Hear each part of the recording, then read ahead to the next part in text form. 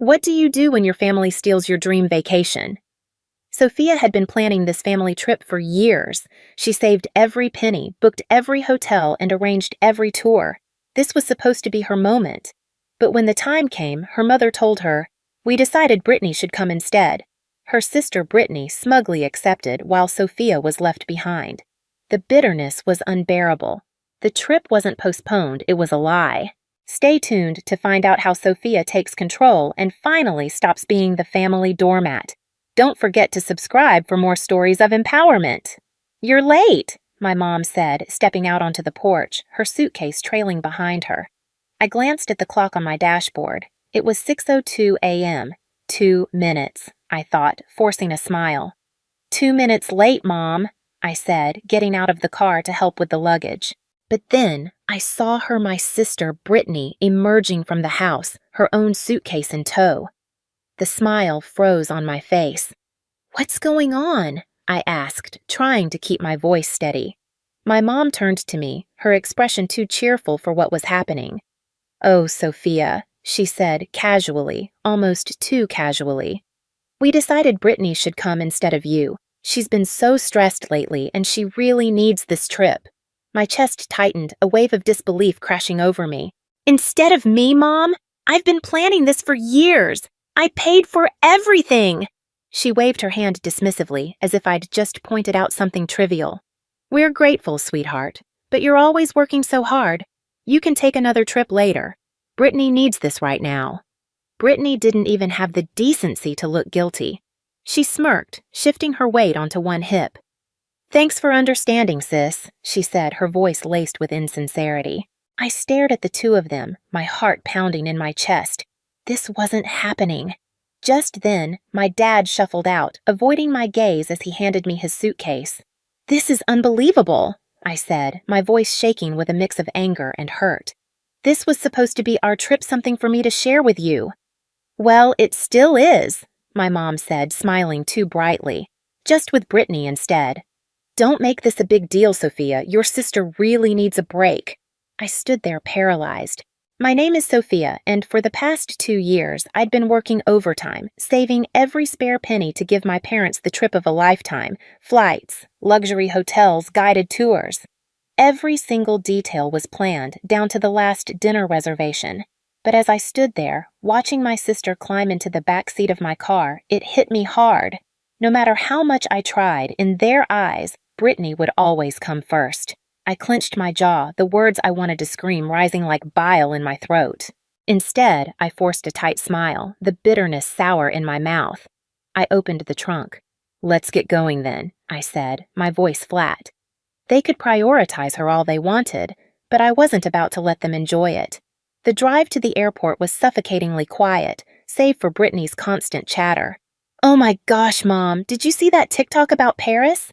I can't wait to go shopping there. Do you think we'll have time for that, or will the tours take up the whole day?" My hands gripped the steering wheel until my knuckles turned white.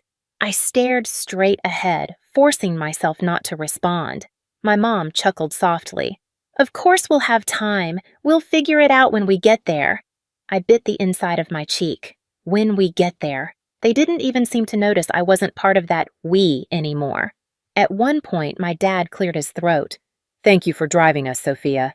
I know this probably feels unusual." I glanced at him in the rearview mirror. "Unusual? That's an interesting way to put it, Dad." He didn't respond. He just shifted uncomfortably in his seat, probably wishing he hadn't spoken at all. Brittany leaned forward from the back seat, her voice grating.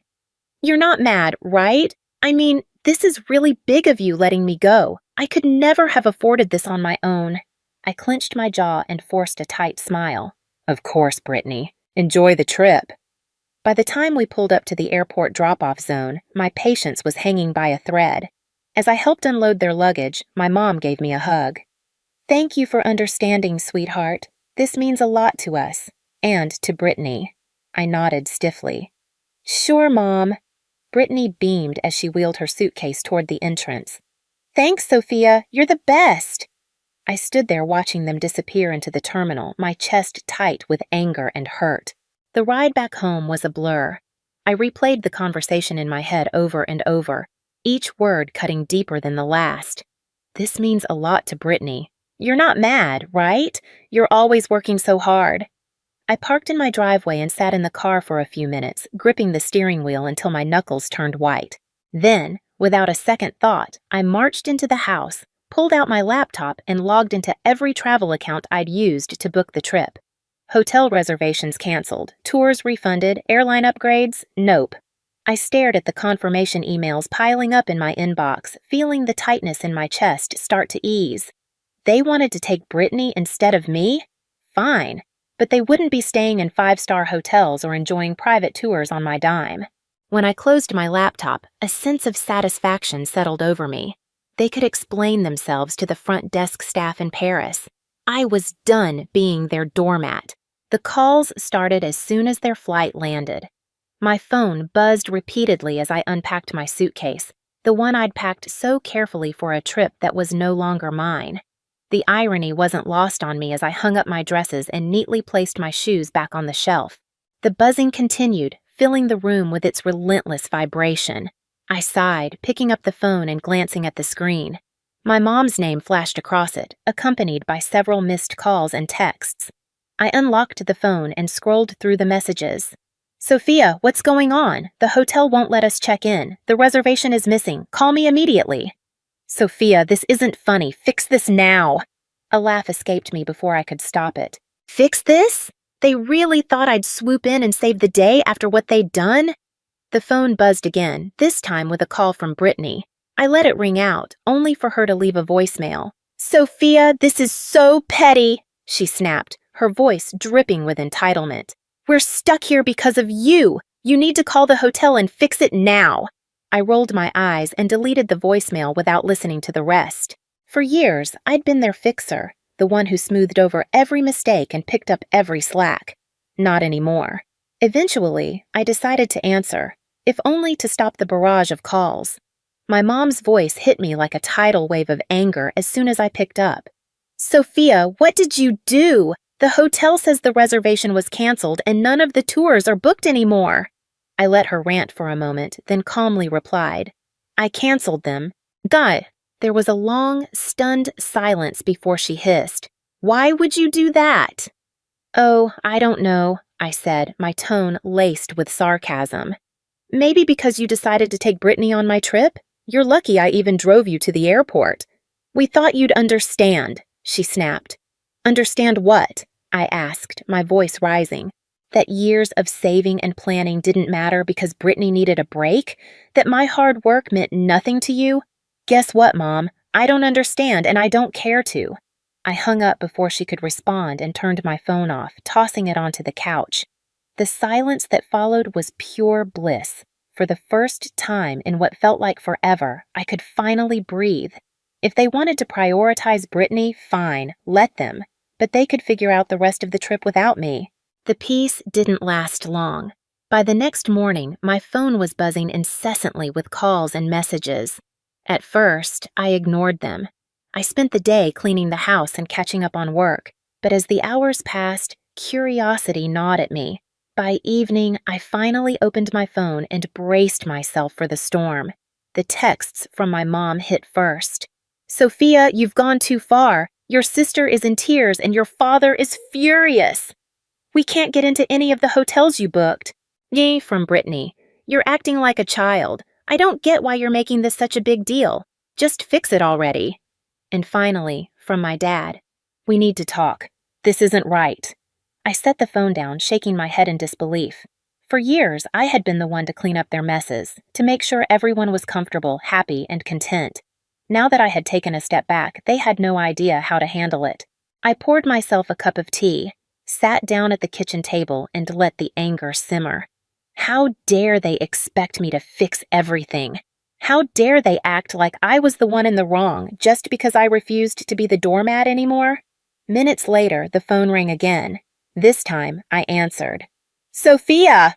My mom barked before I could even say hello. This isn't funny anymore. We're stranded. Do you have any idea how embarrassing this is? I took a slow sip of my tea, letting the bitterness linger. Embarrassing? You think this is embarrassing? Try spending years saving for this trip, planning every detail and then being told you're not even part of the vacation you paid for. Stop being dramatic, she snapped, cutting me off.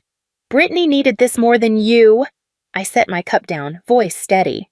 And now she can figure it out. You made your decision, Mom. You wanted Brittany instead of me? Fine, but don't expect me to fund her vacation. We're family, she hissed, her voice rising. We don't do this to each other. I let out a bitter laugh. Funny, I was just thinking the same thing. From the background, Brittany's voice whined, Mom, just hang up on her. She's being impossible. That was the breaking point. Enjoy your trip, I said, my tone icy. Oh, wait, you can't, because it's not your trip. It was mine, and now it's nobody's. Goodbye. I hung up before she could respond and turned my phone off again. For the rest of the evening, a strange mix of anger and relief washed over me, anger that they'd put me in this position, but relief that I had finally stood up for myself.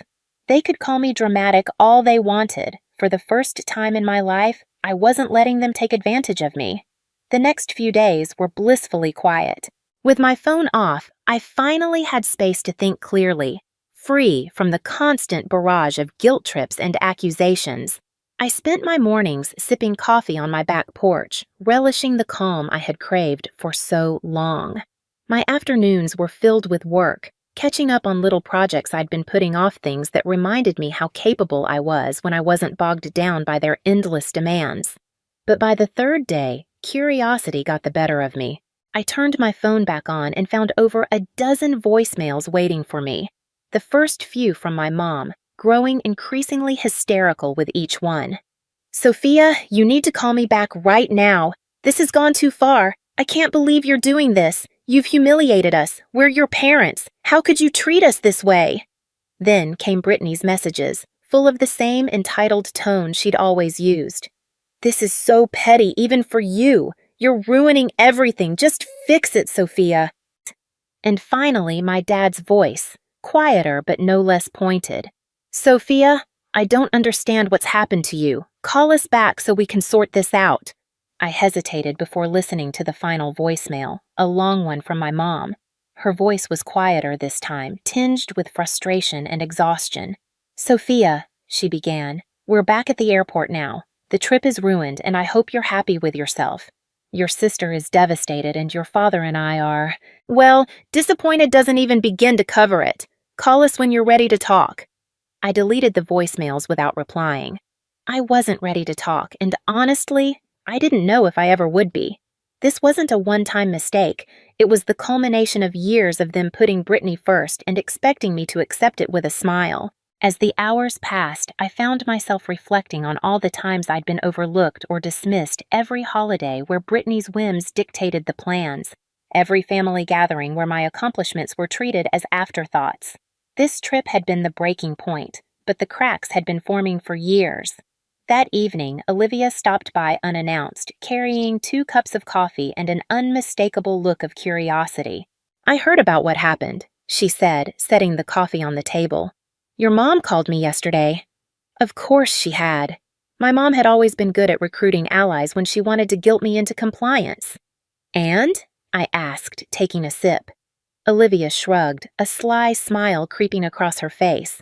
I told her you were probably busy and would get back to her when you were ready. I laughed, shaking my head. You're the best. No, you're the best, she said, her tone suddenly serious.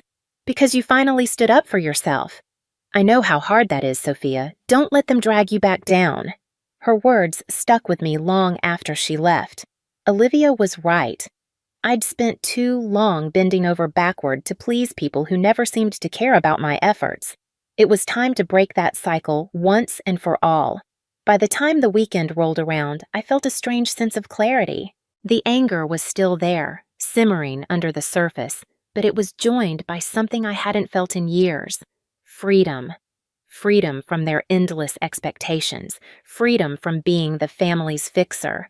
Freedom to finally live on my own terms. But as expected, the silence didn't last. It was Sunday afternoon when I finally got a call that I decided to answer. This time, it was my dad. Sophia, he began, his voice heavy with weariness. Your mom wanted me to call. She thinks you'll listen to me. Go on, I said, leaning back in my chair. He let out a sigh. Look, this has all gotten out of hand. Your mom's upset, Brittany's furious, and, well, it's just a mess. But you're better than this. I stiffened, his words igniting a fresh wave of anger. Better than what, Dad? Standing up for myself? Refusing to let you walk all over me again?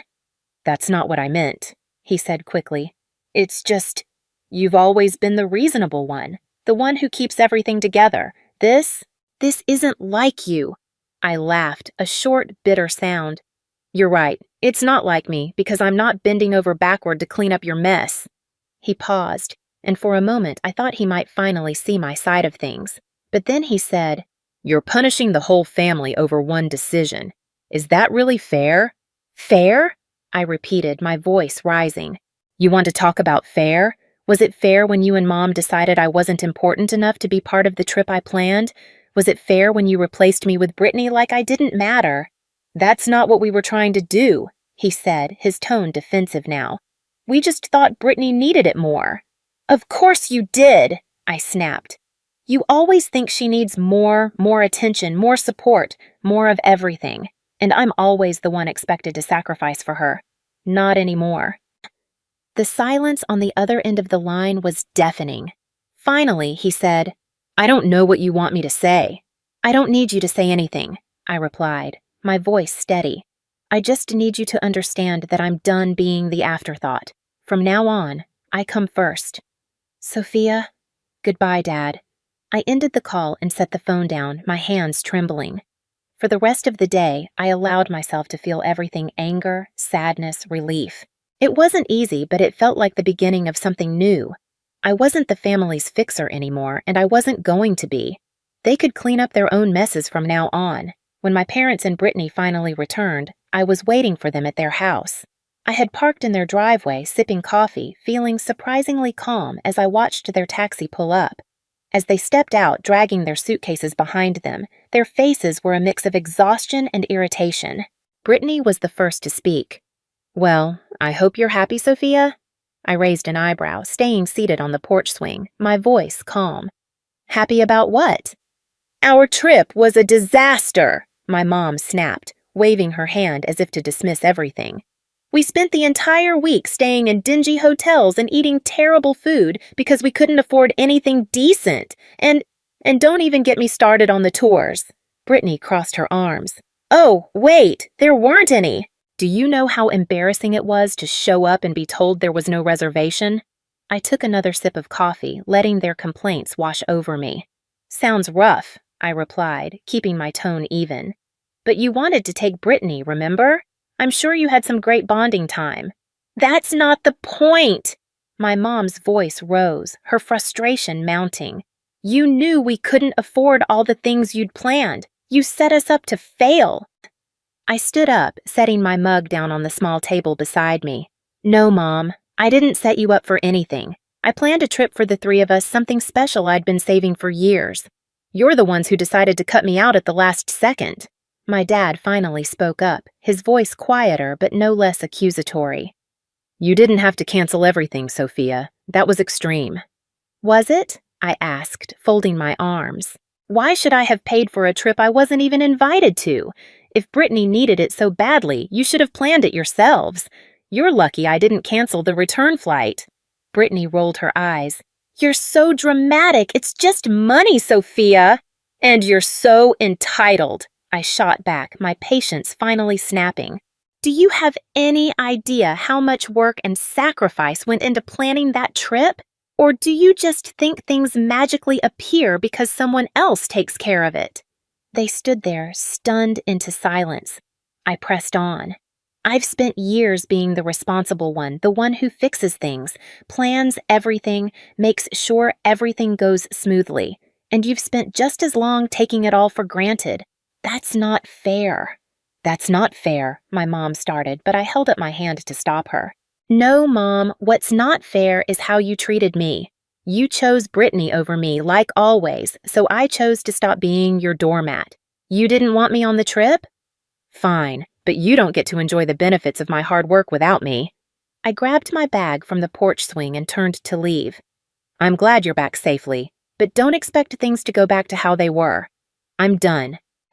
As I walked toward my car, I could hear them calling after me, their voices a mix of anger and guilt, but I didn't look back. The drive home from my parents' house felt strange, peaceful.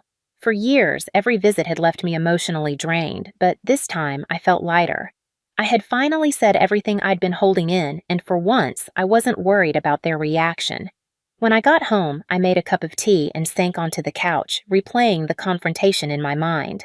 They'd been so sure I'd fold that I'd give in like I always did, but watching their stunned faces as I walked away reminded me of how much I'd changed. They could be angry, hurt, or embarrassed. It didn't matter anymore. I was done living my life to meet their expectations. The next day, I got a call from Olivia. "How'd it go?" she asked, not bothering with pleasantries. I laughed, leaning back against the kitchen counter. "Exactly like you'd imagine. They're furious, Brittany's pouting, and Mom is probably trying to figure out how to guilt me back into line." Olivia let out a snort. "Let her try. You've got a backbone now, and I'm here to make sure it stays in place." I grinned, grateful for her unwavering support. "Thanks, Olivia. I mean it. You've been my rock through all of this." "Anytime," she said, her voice softening. "So, what's next for you now that you're not playing family fixer anymore?" That question had been circling in my mind since the confrontation. What was next? For years, so much of my energy had been poured into trying to please my family, trying to earn their approval. Now that I'd let go of that burden, the possibilities felt endless and a little intimidating. "I don't know yet," I admitted, "but I feel like I get to decide. Not them, not anyone else, just me." "Sounds like the start of something amazing," Olivia said, and I could hear the smile in her voice. Over the next few weeks, I started making small changes that felt big in their own way. I redecorated my living room, swapping out the hand-me-down furniture from my parents for pieces that felt uniquely mine. I spent weekends exploring local cafes and parks, things I'd always meant to do but never made time for. And I started journaling, writing down my thoughts and dreams without filtering them through the lens of what anyone else might think. Each small step felt like reclaiming a part of myself I hadn't realized I'd lost. One evening, I sat down with my laptop and opened the spreadsheet I'd used to plan the trip. The canceled reservations stared back at me, and I didn't feel a pang of regret. Instead, I felt a surge of determination. That money had been meant for a once-in-a-lifetime experience, and I wasn't going to let it go to waste. Closing the spreadsheet, I opened a new browser tab and typed "solo travel ideas." A few weeks after my parents returned, I booked a solo trip to Italy. It wasn't the same itinerary I'd planned for them, and it wasn't about proving a point anymore.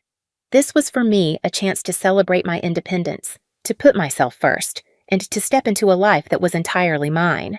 The moment I landed in Rome, a wave of excitement and nervousness washed over me. I'd never traveled alone before, but as I stepped out of the airport and into the pulse of the city, I knew I'd made the right choice. I spent my days wandering through cobblestone streets, marveling at the ancient ruins and enjoying meals at cozy cafes. There was no itinerary, no one else to consider, just me and the freedom to do whatever I pleased. One afternoon, while sitting on the Spanish steps with a gelato in hand, I pulled out the journal I'd brought with me. For years, I'd written about my dreams and goals, but they were always tied to someone else's happiness. Now, as I wrote, the focus shifted. Learn a new language, start a small business, travel to at least 5 more countries. The list grew, each goal reflecting the life I wanted to create, not the one I'd been expected to live. On my last night in Florence, I had dinner at a small, family-run restaurant overlooking the Arno River. As I watched the sunset paint the sky in shades of orange and pink, a deep sense of peace settled in. This trip had been more than just a vacation. It had been a turning point. I'd spent so much of my life trying to earn my family's approval, but here, thousands of miles away, I realized something powerful. I didn't need it. I was enough, just as I was. When I returned home, my parents tried reaching out again, this time with softer tones and carefully worded messages. "Hope you had a nice trip," one text from my mom read. "Maybe we can talk soon." I stared at the message for a long moment before setting my phone down. I wasn't ready to reply, and that was okay. This time, it would be on my terms. As I unpacked my suitcase, placing souvenirs on my shelves, I felt a quiet sense of pride. A week after returning from my trip, I got a call from my mom. This time, I answered. "Hi, Sophia," she began, her voice unusually soft. "How was your trip?" "It was amazing," I replied, keeping my tone neutral. "That's good to hear," she said, pausing as though searching for the right words. "We've been thinking a lot about what happened. Maybe we didn't handle things well." The admission surprised me, but I wasn't ready to let her off the hook just yet. "Poorly? You replaced me on a trip I planned and paid for without even asking. Poorly is an understatement." "I know," she said quietly. "Your dad and we didn't realize how much it would hurt you." "And Brittany?" I asked. "Does she feel bad too, or is she still blaming me for ruining her vacation?" "She's upset," my mom admitted, "but I think she knows she could have handled things better." I sighed, leaning against the counter. "Mom, this wasn't just about the trip. It's about years of putting her first and expecting me to pick up the slack. I'm not doing it anymore." "I understand," she said after a moment. "We're going to try to do better. We don't want to lose you." Her words tugged at something deep inside me, but I'd learned enough not to let guilt drive my choices. "I'm glad to hear that," I said. "But it's going to take more than words to fix this. I need to see real effort, not just apologies." "You will," she promised. "We'll give you the space you need, but I hope you'll let us back in someday." After the call, I felt a mixture of relief and skepticism. Relief that they were finally acknowledging their behavior, but unsure if real change would follow. As I sat down with my journal that evening, I realized something important. Whether or not they changed wasn't my responsibility. Over the next few months, I kept my boundaries firm. I responded to their calls and texts when I felt like it, but I didn't go out of my way to fix things or smooth over conflicts. Instead, I focused on building the life I wanted. I signed up for a photography class, something I'd always dreamed of doing but never had the time for. I joined a local hiking group and even started planning my next solo trip. Each step I took felt like reclaiming another part of myself. One evening, as I sat on my porch watching the sunset, I realized how far I'd come. I wasn't the person who bent over backward for people who didn't appreciate me. I was someone who valued herself, set boundaries, and wasn't afraid to stand up for what she deserved. I felt truly free. What do you do when the people you've spent your entire life trying to please finally show you how little they value you? When they take what you've worked so hard for and hand it to someone else, all without a second thought? Sophia had been there for her family, always the one to smooth things over, to pick up the slack, to make sure everyone else was happy. She saved for years, planned a dream trip for her family, and yet when the time came, they decided Brittany, her entitled sister, was more deserving of it. And when Sophia stood up for herself, refusing to be the doormat any longer, her family didn't know how to handle it. They couldn't understand why she wouldn't just fix everything for them. But Sophia knew. It was time to stop giving and start living for herself. She canceled the reservations, stopped being their fixer, and let them deal with the consequences of their actions. And you know what? She felt free. The anger simmered down as she found peace in her independence. She took the trip for herself alone and realized that the life she had been living wasn't her own. Now she was in control. So, what about you? How long would you have kept letting them take advantage of your hard work? Would you have stood up for yourself the way Sophia did? Let's talk about it in the comments. If you've ever been in a similar situation, share your story. And don't forget to like, subscribe, and stay tuned for more real, raw stories like this one.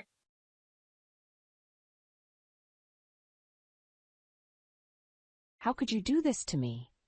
The words tumbled from my lips in a strangled whisper as my world crumbled around me.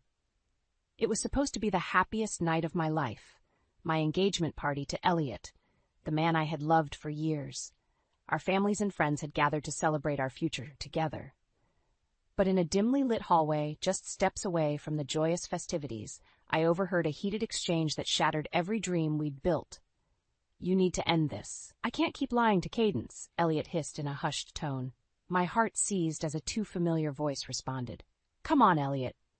You know how much I need you. She'll never have to find out." Ren, my own sister. The one person I should have been able to trust implicitly. Her words sliced through me like shards of betrayed disbelief.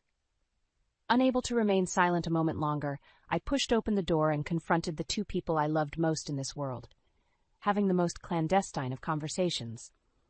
As their startled gazes fell upon me, the reality of their affair hung thick in the air. Cadence, I can explain, Ren began, her eyes already welling with crocodile tears. But I silenced her with a raised hand, unable to bear her lies a moment longer. Save your hollow apologies. I turned to face Elliot, the man I had planned to spend my life with. How long? I asked, my voice trembling with scarcely restrained anguish. To his credit, he didn't prevaricate. 8 months. 8 months, while I had been meticulously planning our future, booking venues, trying on dresses. My dream wedding had become a sham even before it began. White-hot fury lanced through me, forcibly grounding me in that agonizing moment as I struggled not to crumple beneath the weight of such deceit. The engagement is off, I declared in a tone that brooked no argument. Both of you, get out of my sight. For once, Ren was mercifully silent as she swept past me, her eyes downcast. Elliot made as if to speak, but I shook my head sharply. Don't, I warned him. Then they were gone, leaving me alone to process the sudden, brutal implosion of my life as I had known it. How could Ren, my closest confidant since childhood, have done this to me? And Elliot, he was supposed to cherish me above all others. The niggling sense of doubt and mistrust began worming its way through the cracks in my heart as I contemplated all the seemingly innocuous moments between them that may have hinted at this catastrophic betrayal.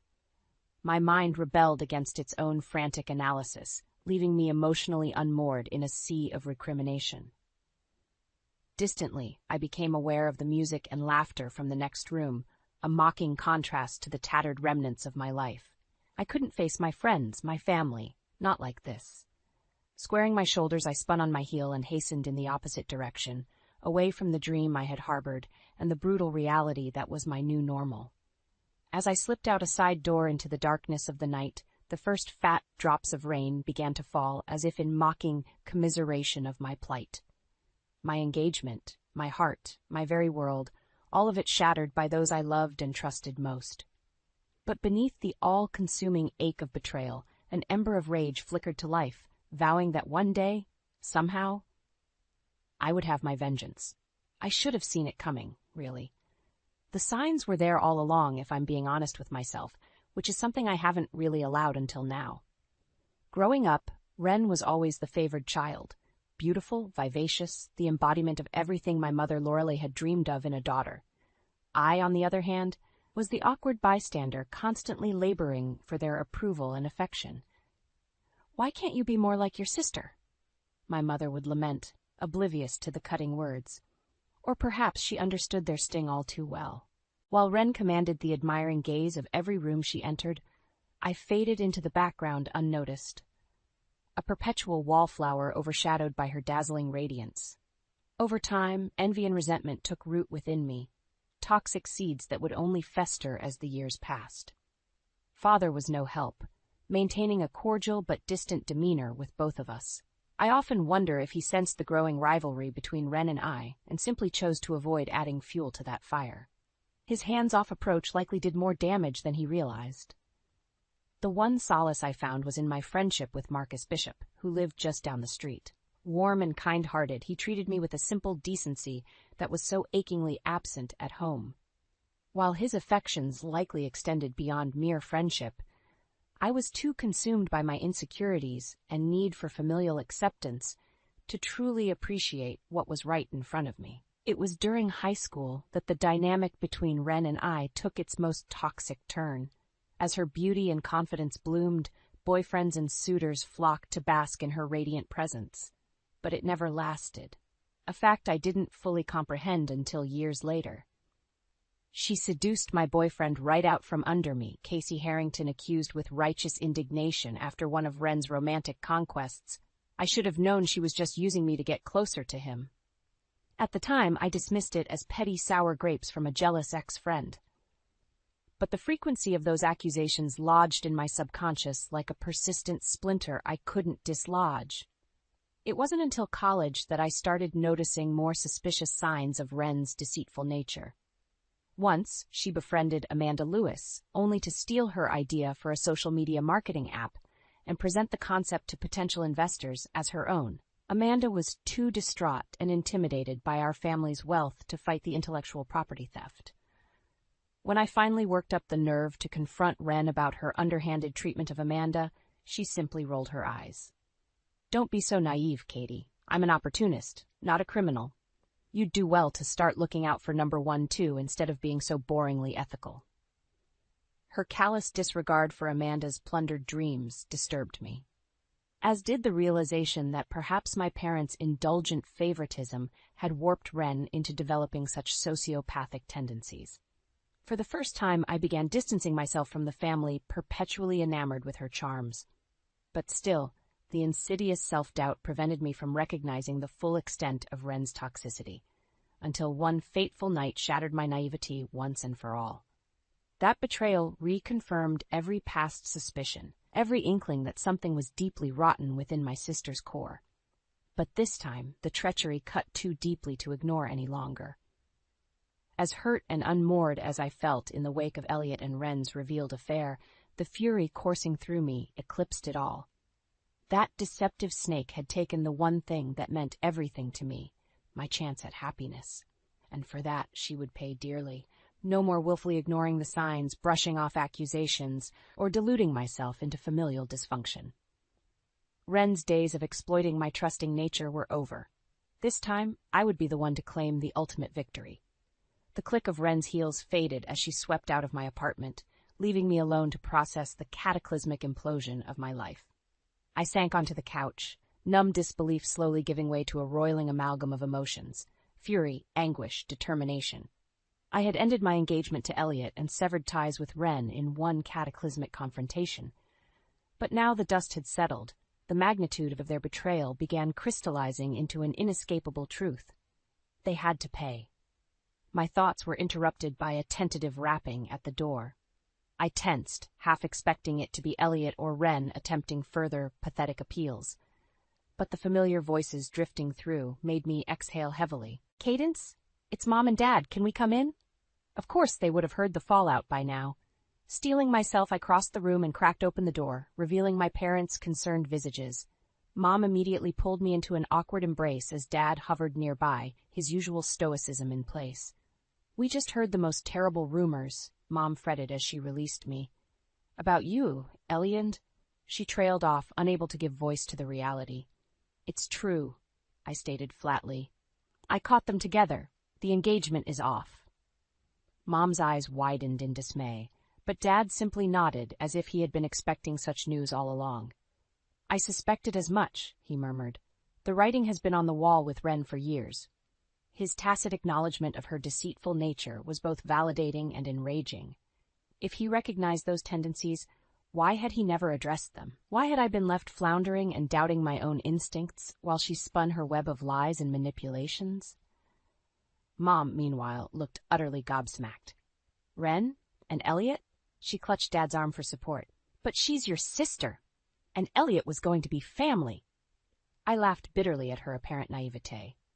Hadn't she been present for all the red flags, all the shady incidents that presaged this very betrayal? How could she still be so blind to the truth about her cherished youngest daughter? "Mom, wake up," I said, none too gently. "This has been a long time coming. Wren has been lying and using people for years. I was just too infatuated with her charms and your obvious favoritism to see it for what it was." The words lashed out harsher than intended, but I didn't regret their sting.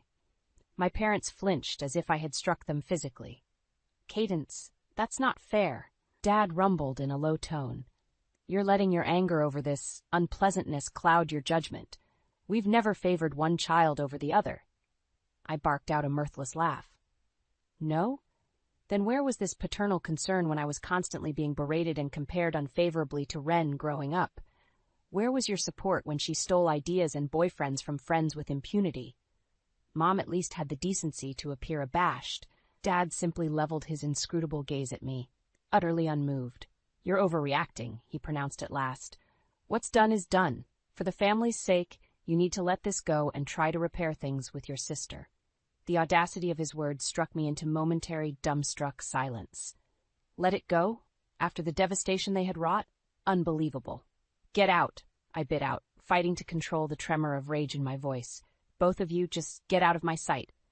Cadence, please, Mom began, but Dad gripped her elbow firmly. You heard your daughter, he stated impassively. We'll go. But mark my words, this grudge will only lead you down a path of misery and bitterness. For your own sake, I hope you'll see reason before it consumes you entirely. With that parting admonition, he ushered Mom out and closed the door behind them with a dull thunk. I stared at the portal for several moments, letting the finality of Dad's words hang heavy in the air. But rather than cowing me into resignation, they fortified my resolve. If my own parents were too entrenched in denial to support me against Wren's machinations, then I would have to pursue justice alone. The rage that had been steadily building now took on a fevered intensity. Forget repairing bonds, this time I would shatter them asunder first. Once and for all, Wren would feel the scorching consequences of her selfish, duplicitous actions. Fueled by a righteous fury, I began meticulously plotting my next steps. Evidence had to be compiled, allies recruited to my cause. No stone could be left unturned in exposing the truth and dismantling the pedestal my family insisted on keeping Wren upon, no matter how much collateral damage occurred. She had declared war upon my future the moment she set her sights on Elliot. And in war, I fully intended to annihilate her. In the days following my parents' ill-fated intervention, a cold determination took root within me. If they weren't going to hold Wren accountable, then I would pursue justice myself, no matter how merciless it appeared. My first steps were basic but necessary reconnaissance. I began discreetly reaching out to Wren's former friends and romantic associates, carefully piecing together a timeline of her selfish manipulations and lies. The stories came pouring in like a ruptured dam once those burned bridges realized I was earnestly interested in exposing her misdeeds. Amanda Lewis, the entrepreneur whose marketing app idea had been stolen. Jessica Kim, whose boyfriend Wren had not so subtly seduced away. A parade of scorned exes and discarded confidantes lining up to deliver scathing testimonies. I documented every sordid account, every underhanded betrayal in a meticulous trail of evidence that would fuel the looming confrontation. But I knew more ammunition was still required to impact my family's entrenched adoration for Wren, which is how I found myself at Marcus Bishop's doorstep one rain-swept evening, my old childhood friend and oft-unrequited love startled to receive me. Cadence? What's going on? He asked, brow creasing with concern as he took in my taut expression. You look intense. Can I come in? I brushed past him without preamble. I need your help with something. Confusion flickered over his features, but Marcus acquiesced as he always did where I was involved. Inside his modest home, I wasted no time laying out the crux of the mission. I'm going to take Wren down, I declared bluntly, and I need an ally who has no qualms about getting their hands dirty. His jaw went slack as I detailed the evidence I'd gathered thus far of Wren's myriad wrongdoings over the years, up to and including her role in sabotaging my engagement to Elliot. By the time I finished, Marcus's expression had hardened into one of grim resolve. You know you can count on me, he said, all traces of the jovial boy I'd known now supplanted by an intensity that matched my own. After what your family put us through in high school, it'll be my pleasure to help dismantle the facade. I arched an eyebrow, recalling the hurtful memories he alluded to. While I had been too consumed by my impossible quest for Wren's approval, Marcus had borne the brunt of her disdain and cruelty simply for daring to be attracted to me. The fact that he still harbored a willingness to be in my corner spoke volumes. Thank you, I said with simple sincerity. With you on board, this is really happening. The first embers of what would become an unstoppable conflagration. Over the following days and weeks, Marcus and I built an impregnable dossier that left no treacherous stone of Wren's life upturned.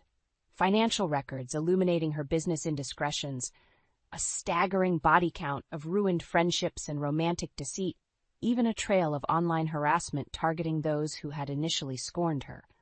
All of it was rigorously compiled as a case to be presented before the jury of our family's judgment. Throughout this process, I deflected every overture from Ren with icy silence, refusing to engage with her feeble pleas for reconciliation and forgiveness. I knew such hollow entreaties were simply preamble to further manipulation on her part. That pathology ran too deep to be undone by mere words. Only the devastating truth, once and for all laid bare before our relatives, had any hope of breaking her spell and toppling her unearned pedestal. Meanwhile, the dividing lines within the family grew increasingly defined. Mom persisted in her refusal to take sides, steadfastly avoiding the issue in a desperate bid to preserve the illusion of civility. Dad's pragmatic pragmatism aligned him more with me, though he refrained from outright condemning Ren's actions. And then there were the neutral observers reserving judgment until all was revealed at the looming reckoning I had meticulously planned, our annual family reunion, which promised to be more reality-shatteringly combustible than any beforehand. As the date grew nearer, I could feel the stakes, the intractable tensions ratcheting to an inexorable breaking point. Marcus and I had gathered the damning truth about Ren. Now came the moment of detonating that truth before a captive audience, once and for all, casting her into the scorching illumination she had diligently avoided for far too long. No more shadows to slither within, no more deceit or treachery to conceal. This would be the flames that forged the aftermath of a new reality, by whatever means were necessary. As the annual Monroe family reunion loomed, the chasm between myself and Ren calcified into an impassable rift. Every attempt at reconciliation on her part was met with stony silence and refusal to engage. My single-minded focus remained on fortifying the case against her, to protect myself from any hint of relenting in the face of her master manipulation tactics. Marcus, meanwhile, proved to be an invaluable ally in ensuring my resolve never wavered. "You're doing the right thing, Cadence," he stated with a firm nod one evening as we reviewed the mounting evidence file. "Ren's deception has to be exposed, no matter how much it disrupts the family." I felt something inside me settle at his pragmatic words, shoring up my convictions. "Do you really think if we lay out all the facts before everyone, they'll finally see her for what she is?" A pensive look passed over Marcus's features. "I'd like to hope so. But you have to be prepared for the probability that some will remain willfully blind to the truth." My jaw clenched at the thought. After all the undeniable proof we had compiled, testimony after testimony from Ren's litany of victims, how could anyone not be swayed from their entrenched positions? "Unless you think Mom and Dad knew, don't you?" I accused, the horrible notion coalescing into grim reality. "About the level of Ren's depravity, that's why they urged me to just forgive and move past her affair with Elliot." Marcus exhaled heavily. "I don't know for sure, but the signs were there, and we both know your parents favor her to an unhealthy degree. I wouldn't put it past them to ignore or excuse her indiscretions to maintain appearances." White-hot fury lanced through me at the thought of such outrageous dereliction on their part. But then, Dad had basically admitted as much in our last confrontation, callously demanding I repair things with Ren for the family's sake. If that's the case, they're just as culpable as she is, and they'll be held accountable too. The hard glint that entered Marcus's eyes confirmed his alignment with me on this path of reckoning. No one would be exempt from having their role in enabling Ren's depredations laid bare. In the meantime, other members of the extended family began fragmenting into factions, those siding with Ren's professed innocence, and those reserving judgment until they saw the proof for themselves. Rumor and gossip percolated unchecked through the grapevine as the reunion date drew nearer. It came as little surprise when Aunt Margot, Ren's most ardent supporter, cornered me while I was inspecting the reunion venue. "This ridiculous vendetta has gone on long enough," she snapped without preamble, eyes flashing with indignation. I regarded her coolly, long inured to her relentless preferential treatment of Ren. "I have evidence, Aunt Margot. Too much to ignore, even for you." She made a disdainful noise, adjusting her gaudy fur stole. "Evidence? Of what? That poor, innocent Ren may have made some minor indiscretions in her youth? She's a grown woman now, and any issues between you two should have been laid to rest ages ago." Revulsion twisted my gut at her blasé dismissal. Evidence be damned, Ren's legions of apologists would never be dissuaded by facts. I opened my mouth to retort, but Margot barreled onward. Mark my words, if you insist on airing out this meaningless grudge at the reunion, it's your standing with the family that will suffer most dearly. Think on that before throwing more absurd allegations at your sister. With that parting threat hanging in the air, she spun on one alligator-skinned heel and flounced away before I could respond. I was left fuming in the midst of the very venue where the battle lines would soon be brutally and uncompromisingly drawn. Margot's sneering disregard strengthened my resolve more than any pleas for capitulation could have eroded it. If Ren's supporters were that entrenched in denial and blind devotion, then nothing short of bloody warfare would suffice to shatter their foolish idolatry. When next the extended clan assembled, the reckoning would be inescapable. I now understood that upheaval was inevitable in order to excise the cancer of Ren's sociopathic influence once and for all. So be it then. Whatever the permanent fractures and severed bonds, the scales would finally be balanced, no matter how much upheaval was required. There could be no half measures, no compromise when absolute justice was the only acceptable outcome. As I strode out of the venue with purposed strides, I felt the sudden exhilarating clarity of a woman locking onto her crusade's trajectory and seeing it through regardless of consequence or collateral damage. For too long, Ren had sown ruination without repercussion. Now, at long last, she would reap the whirlwind of merciless retribution.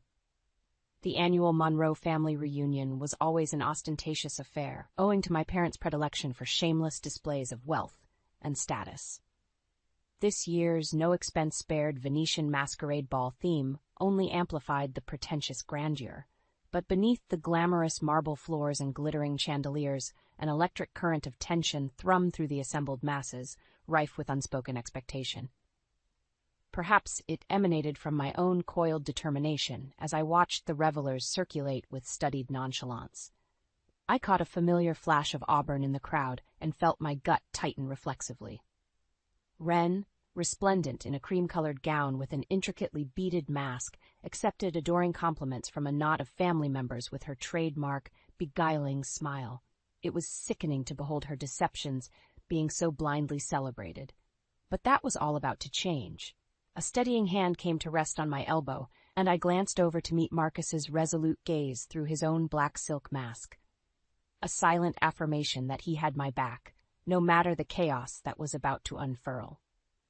I gave a tight nod, then turned and weaved through the gathered throngs until I reached the raised platform at the head of the ballroom.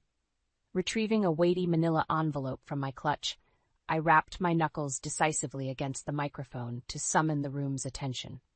The festive din evaporated, all eyes swiveling to fasten upon me in bewildered curiosity.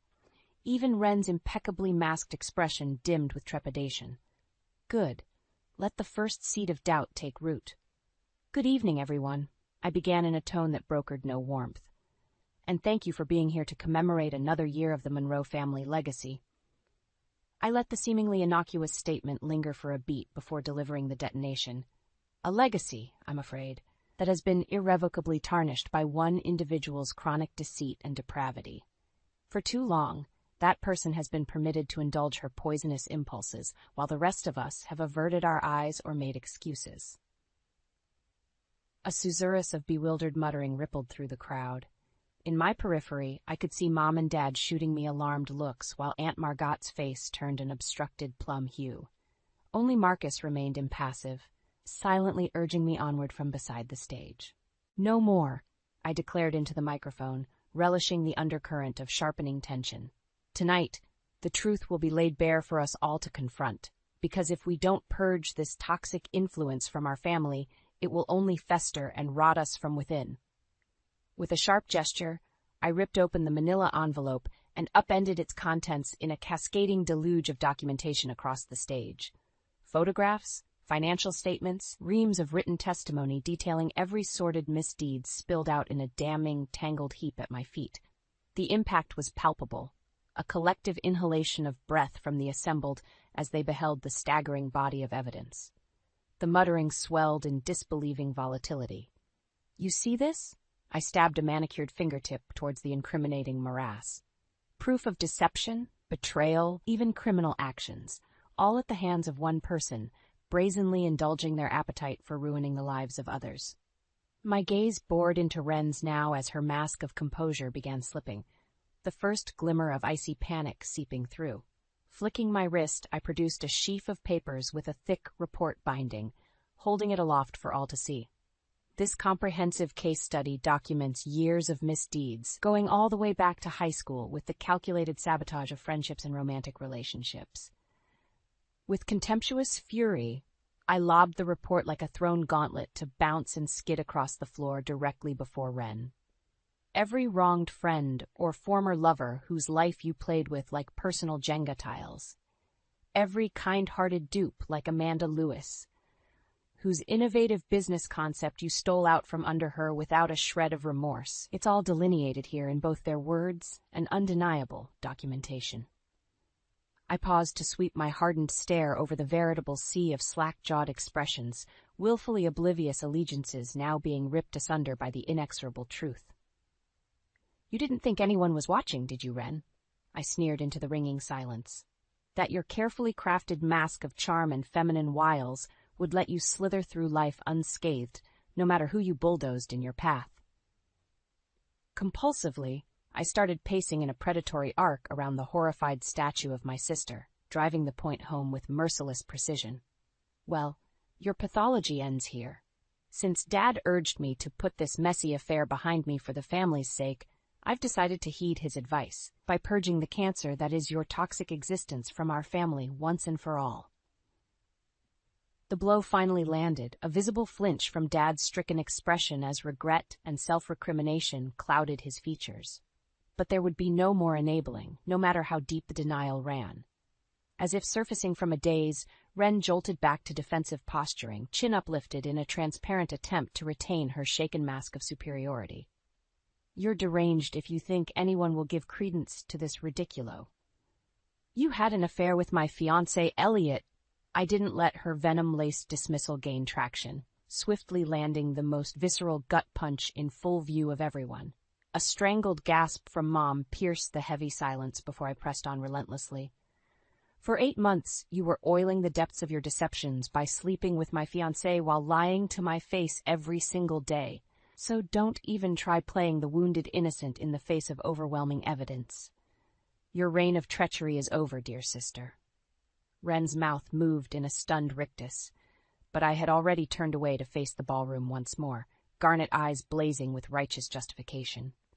Now it falls upon this family to determine the next steps, whether we countenance and enable such poisonous impulses in our midst any longer, or if we avail ourselves of this truth, confront it head-on, and rebuild from the ashes stronger than before. But mark my words. I skewered Wren with a contemptuous glare, every fiber brimming with conviction. I will never stop until you face the consequences of your abhorrent actions. No matter what it costs me, this ends tonight. There it was, the gauntlet thrown, the die irrevocably cast. As murmurs of shock and recrimination swelled to fevered pitch, I stepped back to allow the maelstrom to gain unstoppable momentum. The reckoning had arrived, and nothing would ever be the same again. The ballroom erupted into pandemonium the moment the final damning words left my lips. A cacophony of shouts, gasps, and furious denials ricocheted through the assembled masses as the staggering truth sliced through years of willful delusion. Wren, for all her guile and predatory instincts, seemed to have been robbed of the power of speech. She stood there amidst the chaos, rooted to the spot and ashen-faced, as the carefully cultivated facade began cracking beyond repair. Lies! Aunt Margot's strident screech pierced through the din as the woman I had once pitied for her obsequious devotion to Wren flew into a virulent rage. This is nothing but deranged, spiteful lies born of jealousy. She pitched forward, clawing hands outstretched, as if to snatch up and rend apart the damning evidence strewn at my feet. Before she could take more than 2 steps, Marcus materialized from the shadows and caught Margot's flailing wrists in a restraining grip. "Don't do anything rash you'll regret," he warned her in a low tone thick with menace. Margot's eyes bulged in outrage and disbelief until she recognized her would-be assailant. Then her expression congealed into one of utter loathing as realization set in. The poor boy finally became Cadence's lapdog, I see, she spat with vile insinuation. Did she promise to let you sample a taste if you helped her with this insane crusade? A muscle ticked in Marcus's jaw, but he released Margot with a look of pure disgust before rejoining my side, steadfast and resolute. I felt fortified by his presence, squaring my shoulders to face the mounting pandemonium. Listen to yourselves, I shouted over the escalating tumult. This desperate need to attack the messenger, rather than confront the grievous truth staring you all in the face. Ren is a master manipulator who will say anything, do anything to preserve the facade you've all embraced like gullible fools. That succeeded in redirecting the outrage towards its proper target. Ren visibly startled as a acidic murmur of condemnation rippled outwards, causing bystanders to recoil from her, as if burned. It can't be true, Mom whispered brokenly, tears spilling down her ravaged face as she clutched Dad's arm in desperation. My baby girl could never. I actually felt a fleeting pang of empathy as I beheld Mom's world shattering under the relentless weight of proof. But it was far too late for sympathy to sway me. Whatever trauma she and Dad were enduring now, they had brought upon themselves with their indulgence of Ren's toxicity over the years. Wake up and smell the truth, Mother, I stated with a tinge of weary impatience. Your proud daughter is a sociopath who has wreaked havoc on everyone around her for her own selfish gratification. A strangled sound escaped Ren then, causing all eyes to rivet upon her. For the first time, the malicious glint I had always subconsciously recoiled from blazed hot and unrestrained in her gaze. All artifice, all attempts at dissembling had been abandoned. You ungrateful she hissed with naked hatred. After all I sacrificed to make something of myself, to pull myself up and out of Mom and Dad's miserable shadow? You're just jealous that I surpassed you by sheer willpower. Sacrificed? I echoed with bitter mockery. Tell that to the legions of loved ones you sacrificed in your warpath of using and discarding lives for your own vainglorious desires. That struck a nerve, a visible wince passing over Ren's features as if rebuked. But the moment's self-awareness was fleeting, as she quickly regained her malignant contempt. You want to tear down my world out of petty grievances? Her voice rang out in silken menace. I played by the rules society dictated and reaped the rewards. Don't come crying to me just because you lacked the fortitude to do the same, dear sister. A roll of revulsion twisted through me at her blatant rationalization, her utter refusal to accept wrongdoing even when confronted so baldly. This was why the extreme measures had been necessary. Ren's sociopathic conviction was too deeply entrenched for redemption. Before I could formulate a retort, a commanding baritone cut through the tension like a scythe. Enough of this. All eyes swiveled as Dad stepped forward, his expression chillingly impassive, save for a glacial glint of finality. You've shown your true colors for all to see, Ren. Outlined a life's litany of treachery and callous betrayals against friends, associates, even your own family. The devastated look he flashed towards Mom broke through the stony facade for just an instant as visible anguish. Tonight, we face some harsh truths about the person you've become. But my decision regarding retribution is clear.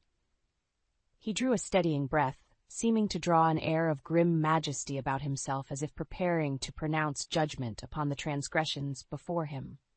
From this moment, you are exiled from this family, severed from the Monroe legacy, our bloodline, everything. For your misdeeds and refusal to accept responsibility or remorse, you are disowned in perpetuity. A dismayed cry from Ren rent the expectant hush as the words reverberated with incontrovertible finality. I could only stare, momentarily awash in shock that Dad had delivered such a devastating pronouncement. Not just cut off financially, societally shunned and scorned, but disowned in the most elemental sense. Rendered a non-entity in terms of lineage and ties to our clan forevermore. It was a punishment as extreme as the litany of sins we had brought to light. One Ren seemed to belatedly understand the gravity of. No. The anguished moan emerged piteous and small, a far cry from the imperious sociopath who had attempted to gaslight us with rationalizations mere moments ago. Father? Father, please, I'm still your daughter? But Dad's features were already hardening once more, all hint of inner turmoil calcifying to iron resolution. No daughter of mine could inflict such profound betrayals with no compunction.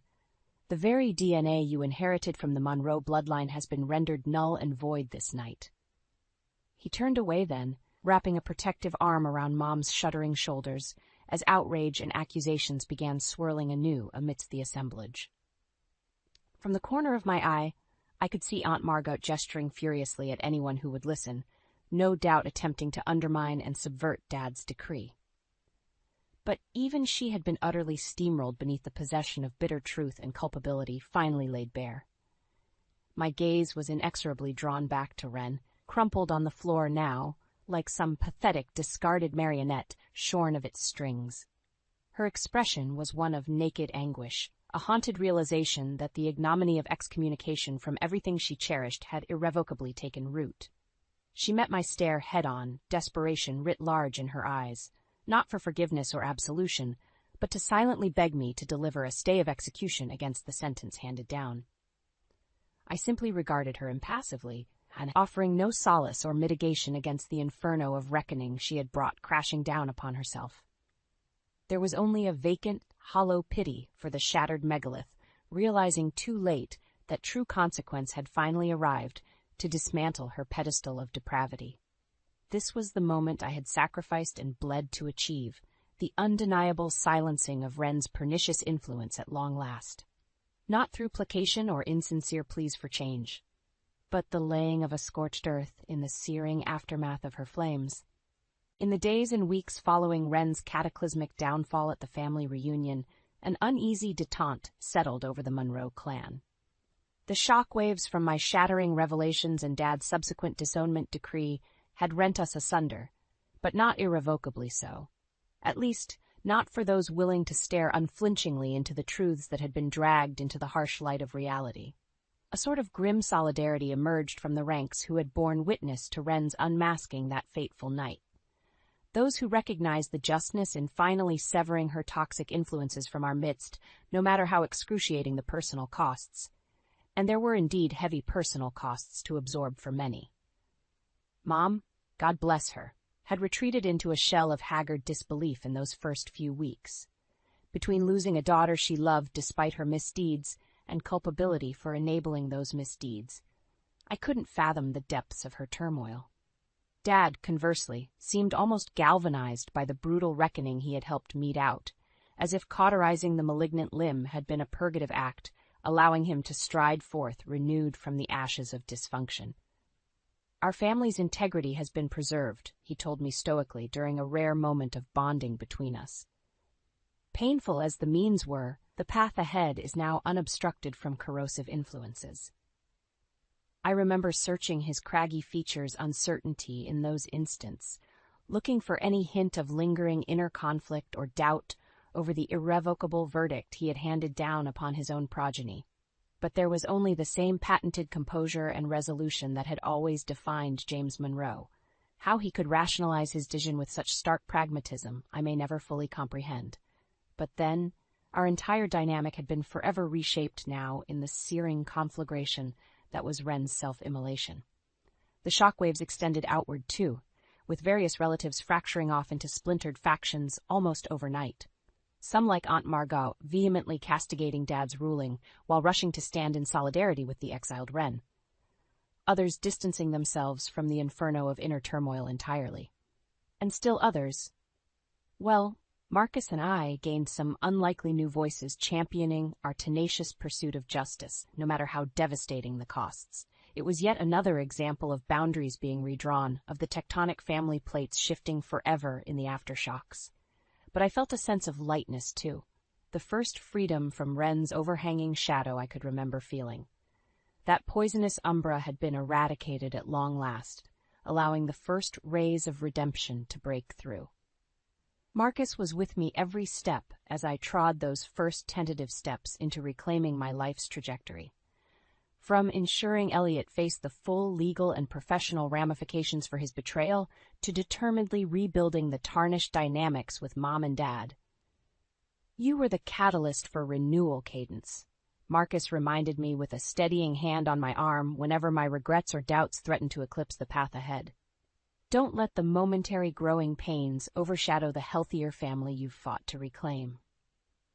Those words anchored me more times than I could count through the arduous slog of confronting wounds, lancing toxicity, and enduring the fallout of realigned bonds, until, finally, the dust began settling on the smoldering aftermath.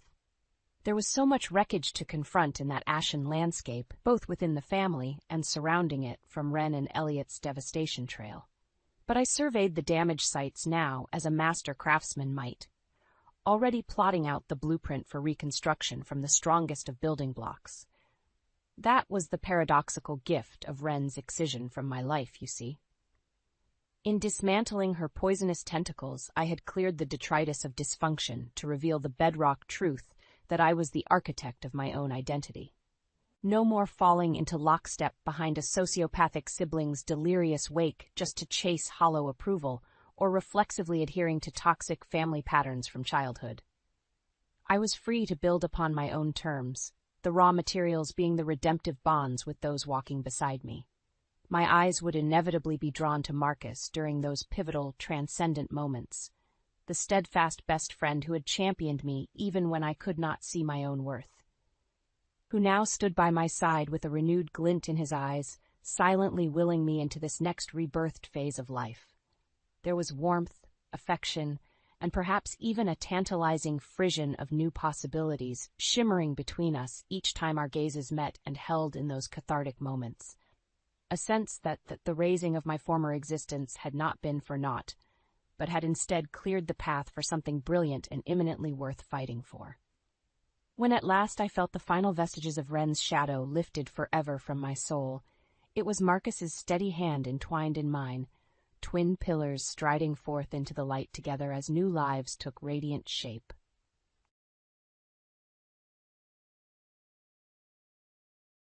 "We need to talk."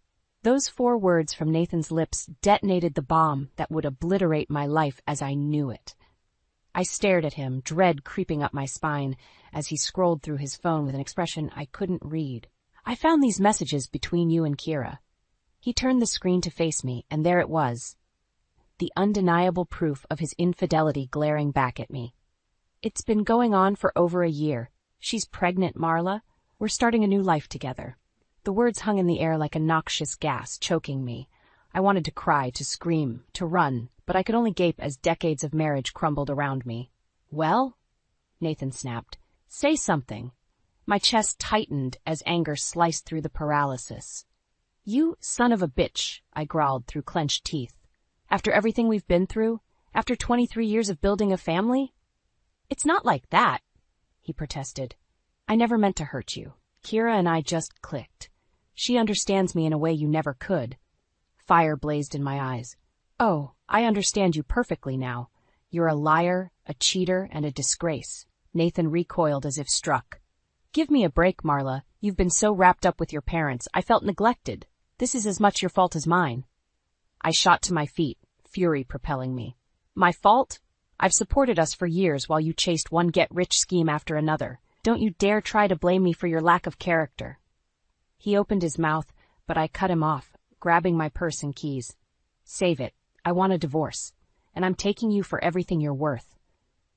Without waiting for a response, I stormed out, the sudden silence giving no comfort. My hands shook as I fumbled with the car keys, tears I'd refused to shed burning my eyes. How could this be happening? After so many years, so many struggles we'd faced together, Nathan had thrown it all away for a fling with a woman young enough to be his daughter. Worse, he'd compounded that betrayal by impregnating her. White-hot anger lanced through me, hardening my resolve. I wouldn't be the wounded, weeping wife history discarded as a footnote. Nathan would regret the day he ever looked at another woman. This was just the opening salvo in a war he had no idea was coming. And by the time I was done, he'd be broken and begging for scraps of the life he'd so casually discarded. My fingers tightened around the steering wheel as I pulled onto the road. There would be no more tears, only the cold, brutal satisfaction of watching Nathan's world burn. This can't be happening. I stared at the pile of boxes and furniture crammed into the dingy one-bedroom apartment, a far cry from the beautiful home Nathan and I had shared. The divorce had been messy, but in the end the judge awarded me this place, along with custody of our parents. "Need any help, dear?" I turned to see Mom, her brow creased with confusion. Even in her early stage of Alzheimer's, she could sense the upheaval. Forcing a smile, I took her hand. "It's all right, Mom. Just moving into a new place." The lie felt like acid on my tongue. I hated deceiving her, but the full truth would only cause her more anguish. Better she remained blissfully unaware of Nathan's ultimate betrayal. "Marla?" Dad's voice, already strained from Parkinson's, filtered in from the other room. "A little assistance, please?" I squeezed Mom's hand reassuringly. "Coming, Dad." I found him slumped on the couch, his medication bottle lying open and empty on the floor. Quickly, I gathered the scattered pills and fixed him a glass of water. "I'm so sorry," I murmured, helping him swallow the drugs, keeping his tremors at bay. "This move has been chaos. I'll stay on top of your prescriptions from now on, I promise." He patted my arm with a shaky hand. "No need to apologize, kiddo. I know you're doing your best with, well, everything." A lump formed in my throat at the weary grace in his eyes.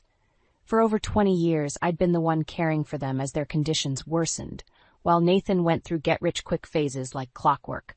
Now he'd left me holding the bag altogether, and not for the first time his timing was exquisitely selfish. "Marla?" Mom's anxious voice carried from the other room. "Hello? I can't find my way." I forced back tears, squeezing Dad's hand before hurrying to Mom. Of course, she'd gotten turned around in the unfamiliar apartment. "I'm here, Mom," I said gently, taking her arm to guide her. "Let's get you settled, okay?" Over the next few hours, I shuttled between caring for my parents' needs, ensuring their medications, making them comfortable, answering the same questions over and over as Alzheimer's stole Mom's short-term memory anew each time. By the time I finally collapsed into bed long after midnight, I was utterly spent. And yet, despite my exhaustion, anger simmered within me at how easy Nathan had it now. While I juggled working full-time as a nurse to make ends meet, maintaining a home for our parents, and dealing with the emotional turmoil he'd caused, he was off reveling in his shiny new life with his pregnant mistress. Kira's youth and beauty were icing on the cake of his ego. My fists clenched at the thought of them together, blissfully fornicated, while I struggled under the weight of his selfishness. But I promised myself it wouldn't be that way for long. Soon I'd deploy the intel I'd gathered on Nathan's misdeeds. His duplicitous life would start unraveling, and every silk-sheeted morning with Kira would taste more and more like ashes in his mouth. No matter what it took, I would grind his new facade into dust. Nathan would learn there was a heavy price to pay for betraying me. The musty tang of old paperwork filled my nostrils as I pored over the financial records splayed across the dinette table. Printouts, post-it notes, and spreadsheets painted a damning portrait, one revealing the full depth of Nathan's deceit. In addition to bilking money from our joint accounts to fund his affair, he'd taken out massive loans against our assets and made a series of catastrophically bad investments. If his web of lies wasn't unraveled soon, there would be virtually nothing left for me and our parents. A harsh reminder tone from my phone made me start. I glanced at the time, cursing under my breath as I realized I was running critically late to pick up Dad from his physical therapy session. Shoving the paperwork aside, I grabbed my purse and car keys. Mom would be fine for a short while. Her daily routine of watching game shows and tending to her bird ensured she stayed occupied. But if I didn't retrieve Dad soon, his simmering resentment at having to rely on me would only intensify. The geriatric center's waiting room was deserted, except for Dad slumped in a vinyl chair, his body trembling slightly from the Parkinson's. His face was thunderous as I hurried over. "Nice of you to finally show up," he growled without looking at me. "In case you forgot, I'm not getting any younger here." I cringed inwardly at his harsh tone, but I deserved it. Between caring for Mom, my job at the hospital, and trying to salvage our finances, I constantly dropped the ball when it came to being present for him. "I'm so sorry, Dad," I said, grabbing his arm to help lever him upright. "It won't happen again." He grunted in acknowledgement but remained stone-faced, at least until his gnarled hand clamped over mine, his eyes softening as they met my gaze. "You've got a hell of a lot on your plate, kiddo, more than any one person should have to shoulder." I felt my throat tighten at his gruff sympathy, swallowing hard against the sting of tears. "I'm okay, really. We'll get through this." A tremor rippled through his frame as he squeezed my hand. That no-good son of a bitch yanked the rug out from under you. But you listen to me, Marla. You are not alone in this fight, you hear? Though his voice was weakened by age and illness, an undercurrent of determination flowed through his words. I was reminded of how Dad had provided for us through sheer grit after his factory job was outsourced, refusing to let misfortune shatter our family. Fierceness kindled within me, banishing the urge to buckle under the strain of Nathan's betrayal. Dad's strength was my blood, throbbing with righteous tenacity and the promise of vengeance. You're right, Dad, I said, squaring my shoulders. Nathan's not going to get away with any of this. I'm going to hit him from every angle until there's nothing left. The gleam in Dad's eyes mirrored the nascent fire inside me. That's my girl. Now go get him and show that bastard exactly what he's messing with. I felt a withering clarity form around my fury as we slowly made our way to the car. No more would I merely react to the chaos Nathan had created. From now on, I would become the eye of the storm itself, plotting his total destruction with cold, meticulous precision. Every selfish decision, every sleazy misdeed of his would be weaponized, returning to haunt him tenfold. I would become the sword of karma itself, slicing through every delusion until he was left with nothing but the harsh reckoning he deserved.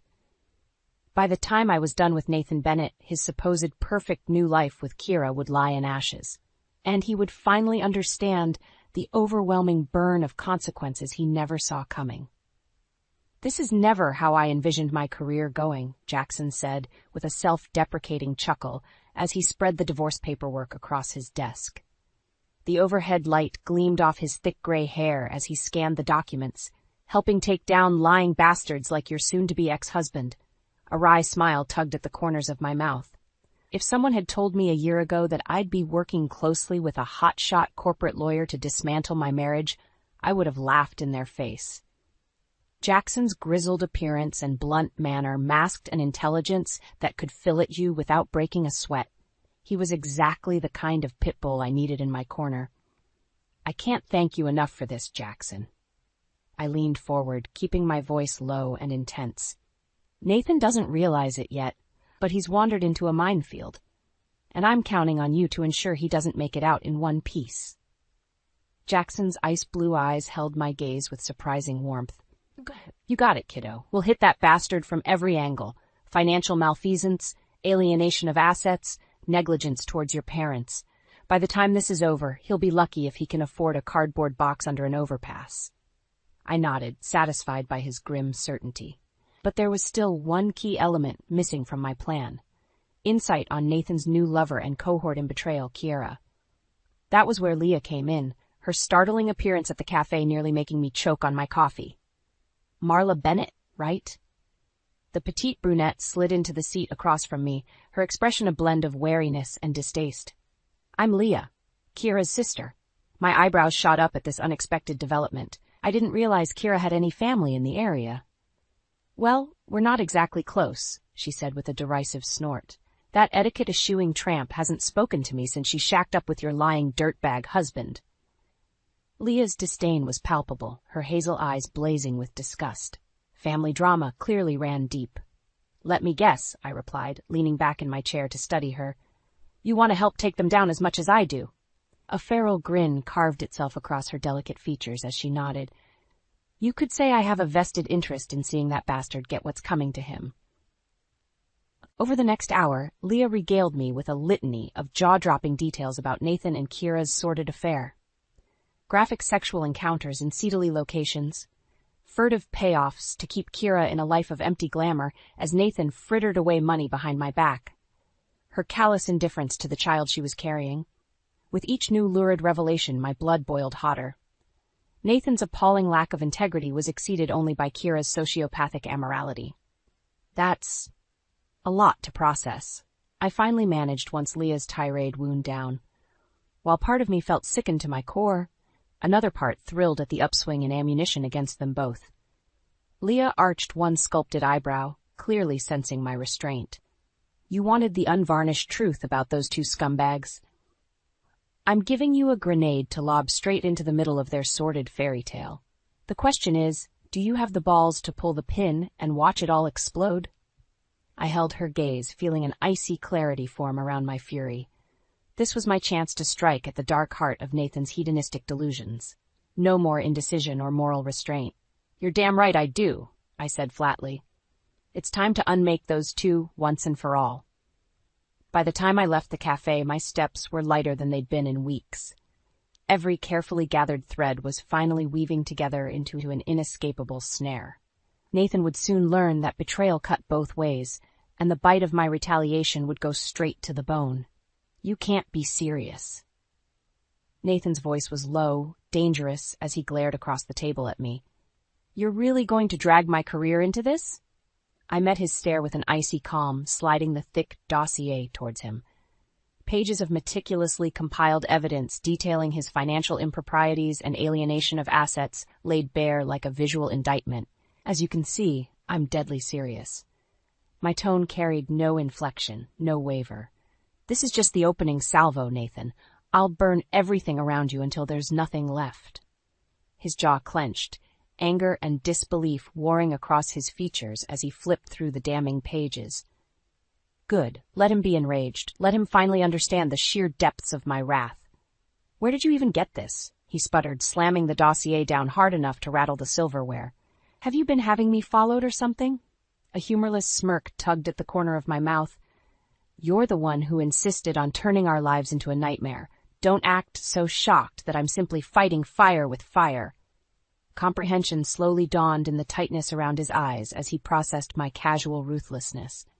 At long last, Nathan could see the cold, implacable resolve driving me. Marla.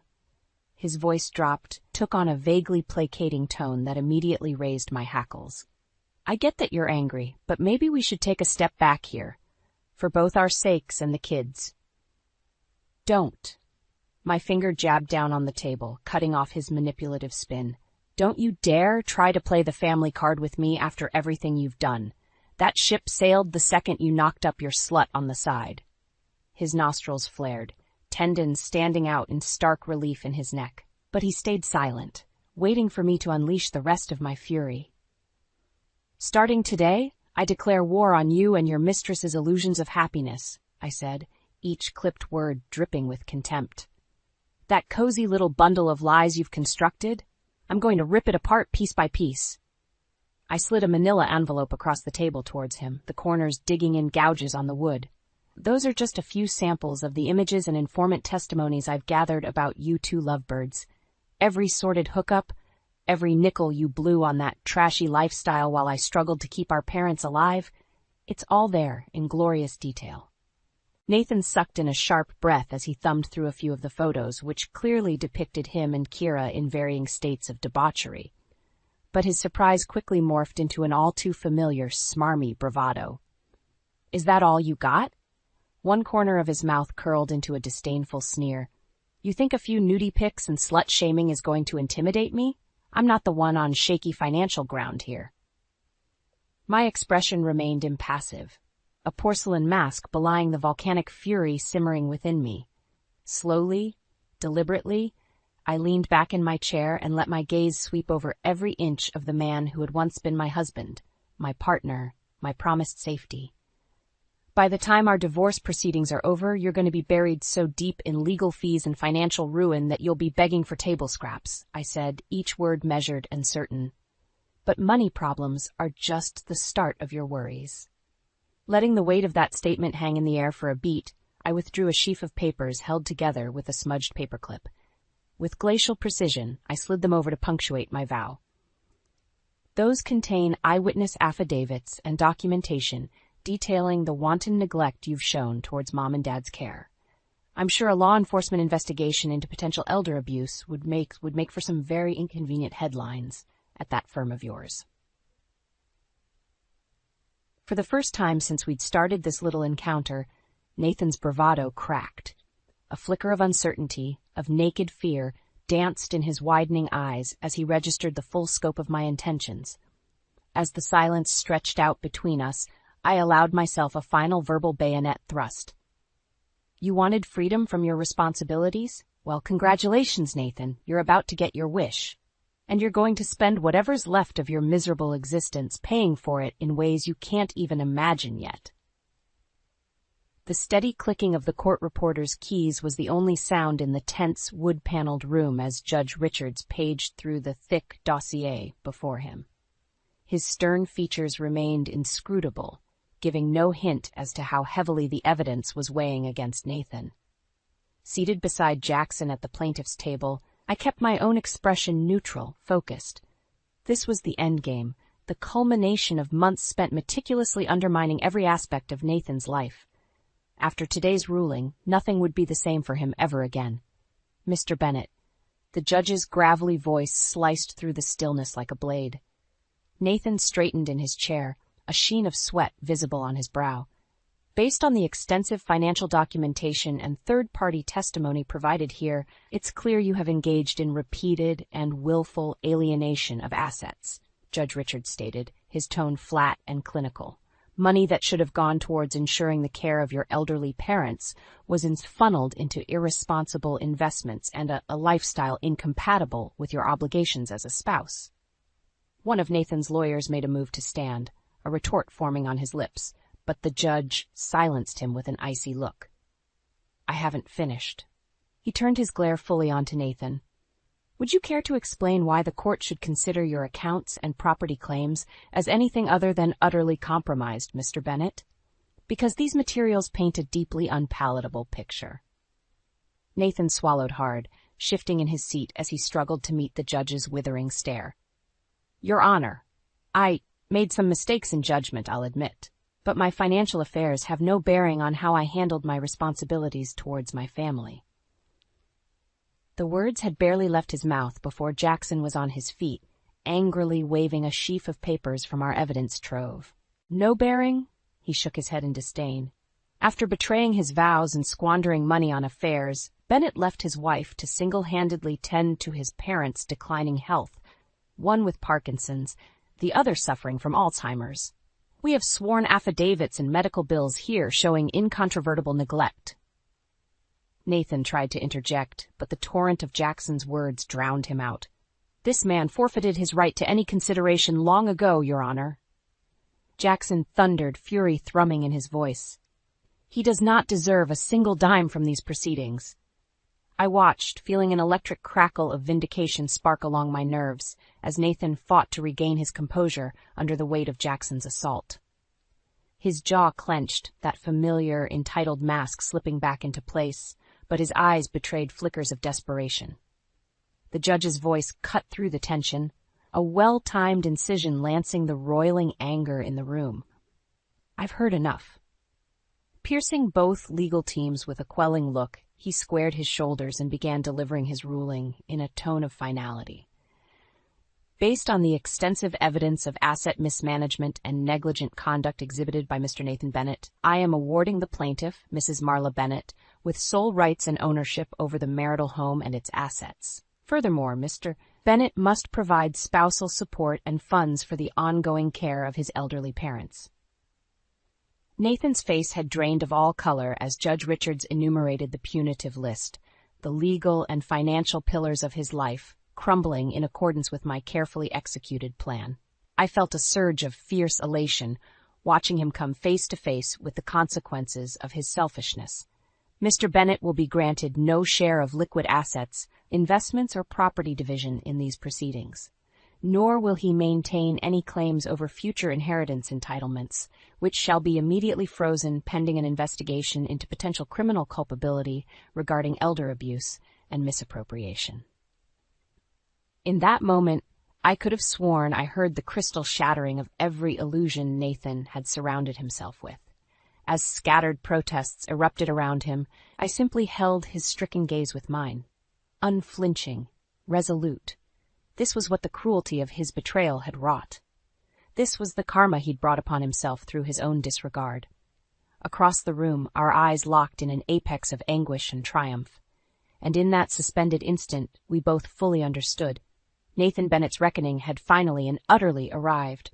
The sleek metal briefcase made a satisfying thunk as I dropped it onto Nathan's boss's desk. McDermott, a jowly, perpetually frowning man, raised an inquisitive eyebrow at me. I think you'll want to review the contents of that very carefully, I said, keeping my tone brisk and businesslike despite the vindictive thrill uncurling inside me. It contains comprehensive evidence of unethical conduct by one of your senior employees. McDermott's frown deepened, but he made no move to open the briefcase. I don't have time for games, Mrs. Bennet. What is this about?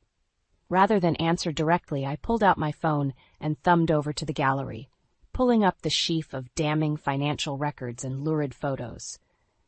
Does your company have any policies regarding misappropriation of funds? I asked, turning the screen to show McDermott the first few images, ones clearly depicting Nathan cavorting with his mistress during company hours, or rules about employees operating side businesses and investment schemes using company resources. McDermott's beefy face turned an alarming shade of puce as he rapidly cycled through the pictures and documents. When he finally looked up at me again, tendons stood out in thick cords on his neck. Where did you get these? His gravelly voice was a mix of fury and unease. I allowed myself a razor-thin smile. I have sources. But more importantly, I have proof that Nathan Bennet has been grossly abusing his position at this firm to enable his infidelity and shady personal dealings. Planting my palms on McDermott's desk, I leaned forward to catch and hold his gaze. He's a liability, one that could jeopardize your entire company's standing if this information got into the wrong hands. But I'm giving you the chance to handle this in-house, so to speak. McDermott's jaw clenched hard as he processed my none-too-subtle threat. I watched the realization wash over him that I had him precisely where I wanted. When he finally spoke, his tone was as cold and hard as the briefcase between us. Consider it handled. That son of a bitch is through here the second I can push the paperwork. I allowed myself a thin, satisfied smile, pushing back from the desk. Pleasure doing business with you. As I strode down the corridors towards the exit, I could feel the knot of anger that had driven me for so long finally beginning to uncoil. The wheels of Nathan's undoing had well and truly been set in motion. By the time I made it home, a voicemail was already waiting for me. I felt a surge of vicious triumph as Nathan's voice, strained and desperate, issued from the speaker. Marla, please, you have to call me back. I don't know what you think you're doing, but I just got terminated from my job. They're accusing me of misusing funds and corporate resources for my own gain. This is insane. You've gone way too far with this vendetta. If we can just sit down and talk. I rolled my eyes in disgust, hitting the delete button to purge his plea from existence. Nathan's spectacular downward spiral was too little, too late, which was hammered home a few hours later by the shrill ring of my doorbell. I swung the door open to find a panicked, red-eyed Kira on my front step. You, she spat, her voice shaking with rage and confusion. What did you do? Nathan's life is in ruins. The money's gone, his career is destroyed, his reputation shredded, and now he says he can't even support me and my baby? I drank in Kira's unraveling with undisguised relish. Let her feel the sting of her own selfishness, the bitter consequences of her choices. Let her see the paradise she'd tried to create atop Nathan's lies, withering away to bitter ash. Did you really think it would all just work out? My tone dripped with disdain. That Nathan would be able to walk away from the damage he caused, start over with a clean slate? Hurt and bewilderment flashed across Kira's features as the reality sank in. I had well and truly dismantled any future she'd envisioned with Nathan. A detached part of me felt a stab of pity for her. She was, after all, just a foolish pawn who'd bought into his con. But she'd made her bed with Nathan, and now they could lie in the smoldering ruins together. This is the bed you two made, I said, cold finality in my voice. I hope you're comfortable in it. With that, I stepped back and closed the door in her face, shutting out her gasped protests. There would be no more discussion, no compromise. I'd executed my revenge with perfect precision, and Nathan's world was left burning because of it. 6 months later, I stood in the doorway of the bedroom, watching as Mom fussed absent-mindedly with Dad's blankets. Her mind might have been fading, but her nurturing instincts remained. There you go, dear, she cooed, patting Dad's hand with a tremulous smile. All comfy. Dad's eyes crinkled at the corners as he returned her smile. Though the Parkinson's had continued its inexorable progression, he seemed content, peaceful even. They both did. Seeing them together, safe and cared for in the home I had fought so viciously to keep, I felt something inside me finally unclench. The white-hot anger that had propelled me for so long dimmed, replaced by a sense of closure. "Everything okay in here?" I made my presence known, moving to sit on the edge of Dad's bed. Dad's roomy eyes found mine, their depths still bright with the core of steel I remembered from my childhood. "More than okay, kiddo. Your old man's living the dream in this swanky assisted living setup you got us." I ducked my head, suddenly bashful under the gruff affection in his tone. "It's the least I could do to make up for everything you two went through." "Don't sell yourself short, Marla." His gnarled hand found mine, squeezing with surprising strength. "You went through hell and came out swinging harder than anyone could have expected. We're proud of you, kiddo. Proud as hell." My throat grew thick with emotion at his simple sincerity. So much bitterness and betrayal, and I emerged tempered, not broken. Squaring my shoulders, I squeezed Dad's hand in return.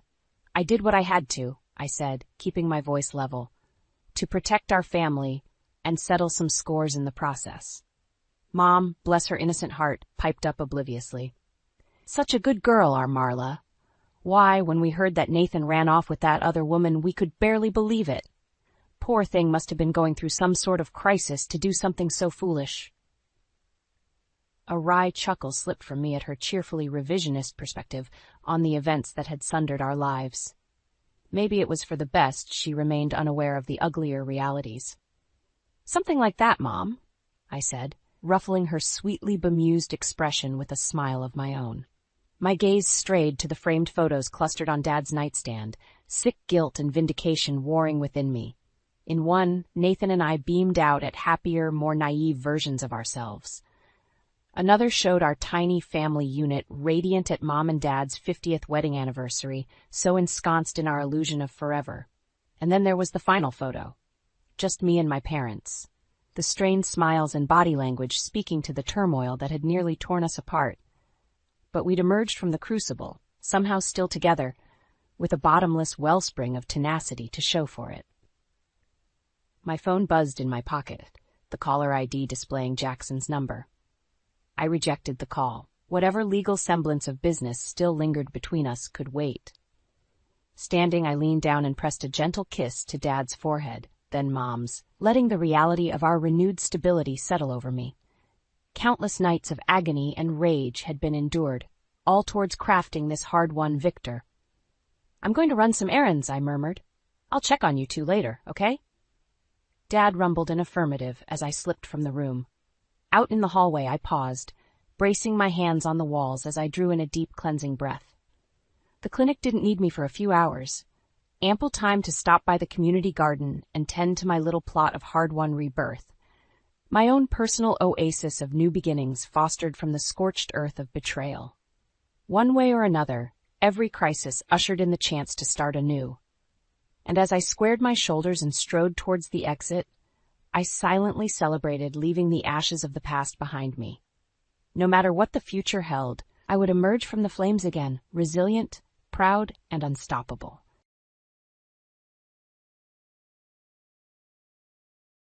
The Austin Convention Center was a spectacle of glitz and glamour tonight for TechCon, the premier technology event of the year.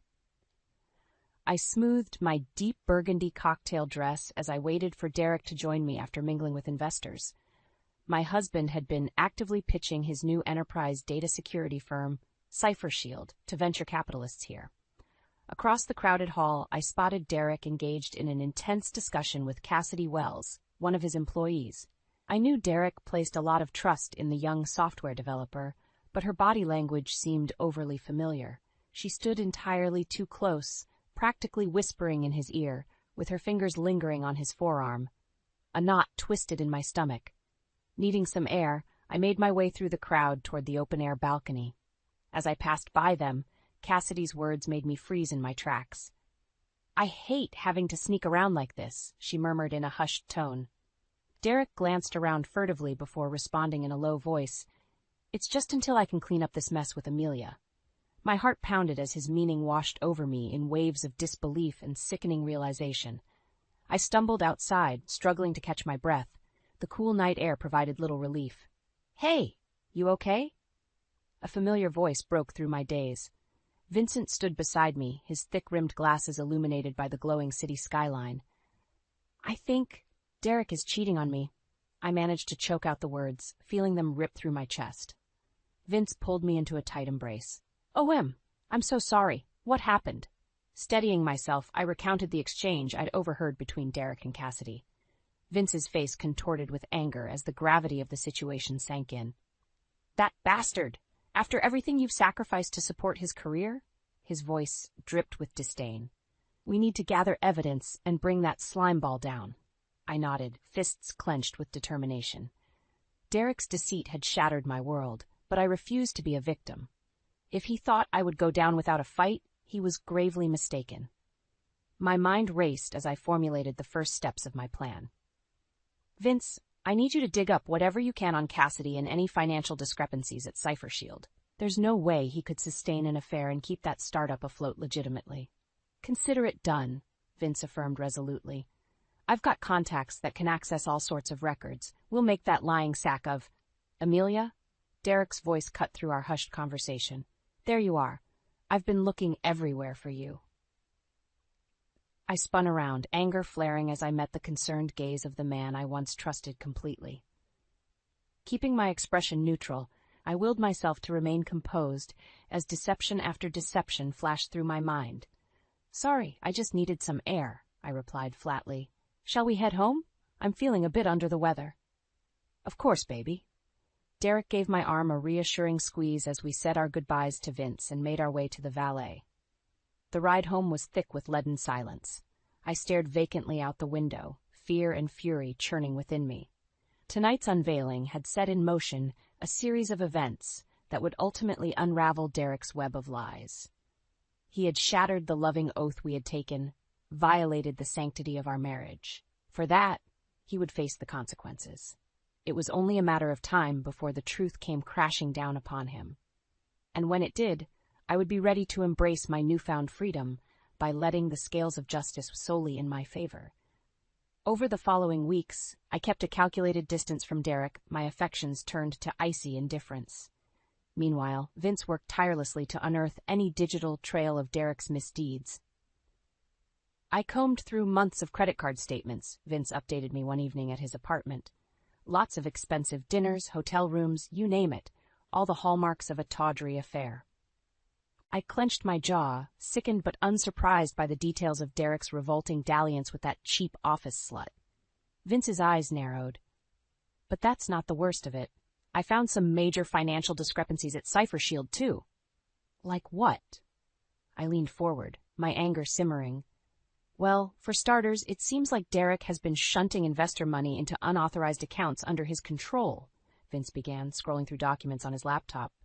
There's also questionable accounting regarding payroll expenditures and taxes. That lying, cheating bastard, I erupted, fire coursing through me. He used my salary from Terrasis to help fund that startup scam. The sheer breadth of Derek's deception knew no bounds. While I poured my life into my software engineering role to make ends meet, he had been squandering our money on illicit thrills and shady dealings. Just then, the doorbell rang. Vince reflexively tensed before rising to answer it. I heard muffled voices before Derek's unmistakable timbre boomed from the entryway. Where the hell is my wife? I froze as he barged into the living room, incredulous fury etched across his face. What kind of twisted games are you playing at? He advanced on me, remorseless entitlement radiating from his towering frame. You've been avoiding me for weeks and hanging around with this loser? Everything I've done is to provide for our future. In one charged motion, Derek swatted the laptop off the coffee table, sending it clattering to the floor. We're going home right now. Something inside me snapped at his show of dominance. Years of suppressed anguish and rage detonated in an explosive torrent. How dare you? I shot daggers at my soon-to-be ex-husband.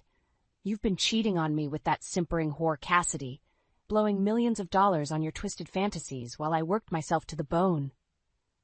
Derek's expression flashed from fury to fear as I unleashed the full, scorching brunt of my disgust. We're through, Derek. I refuse to be married to such a deceitful, morally bankrupt cretin. The days of your lies and betrayal are over. His jaw went slack as I punctuated the tirade by violently whipping off my wedding band, clattering it against the wall. Derek recoiled, any trace of smug control evaporating from his bullying facade. "You're making a huge mistake, Amelia," he stammered, voice quivering. "Nobody will believe your insane accusations. I'll bury you with my wealth and influence if you try to ruin me." I matched his glare with seething determination. "I have no doubt your ludicrous spending and dodgy finances will bury you quite nicely without any help from me." With that, I stormed out, leaving a shell-shocked Derek gaping in the wake of his life's implosion. The first phase was complete. I'd irrevocably severed our ties and exposed his moral void. But this was merely the opening salvo. Derek's reckoning was long overdue, and I would be the catalyst to dismantle his life as he knew it, just as he had so brutally disassembled mine. In the days following my explosive confrontation with Derek, I felt an odd sense of calm amidst the swirling turmoil. I had shattered the facade of our sham marriage and reclaimed my dignity. Now it was time to pivot to the next phase, dismantling his life completely. Vince proved to be an invaluable ally, his ruthless efficiency in gathering intel matched only by his outrage at Derek's treachery. One evening, he arrived at my apartment looking grim. "I have the nail for Derek's coffin," he stated, dropping a weighty manila folder on my kitchen counter. "This is a logged record of every call, text, and email between him and his little mistress." I leafed through the documents, bile rising at the sheer volume of lurid communications. Explicit photos, arrived erotic messages, hotel reservations, all conclusive proof that Derek's affair had been raging for months under my oblivious nose. "There's more," Vince continued grimly.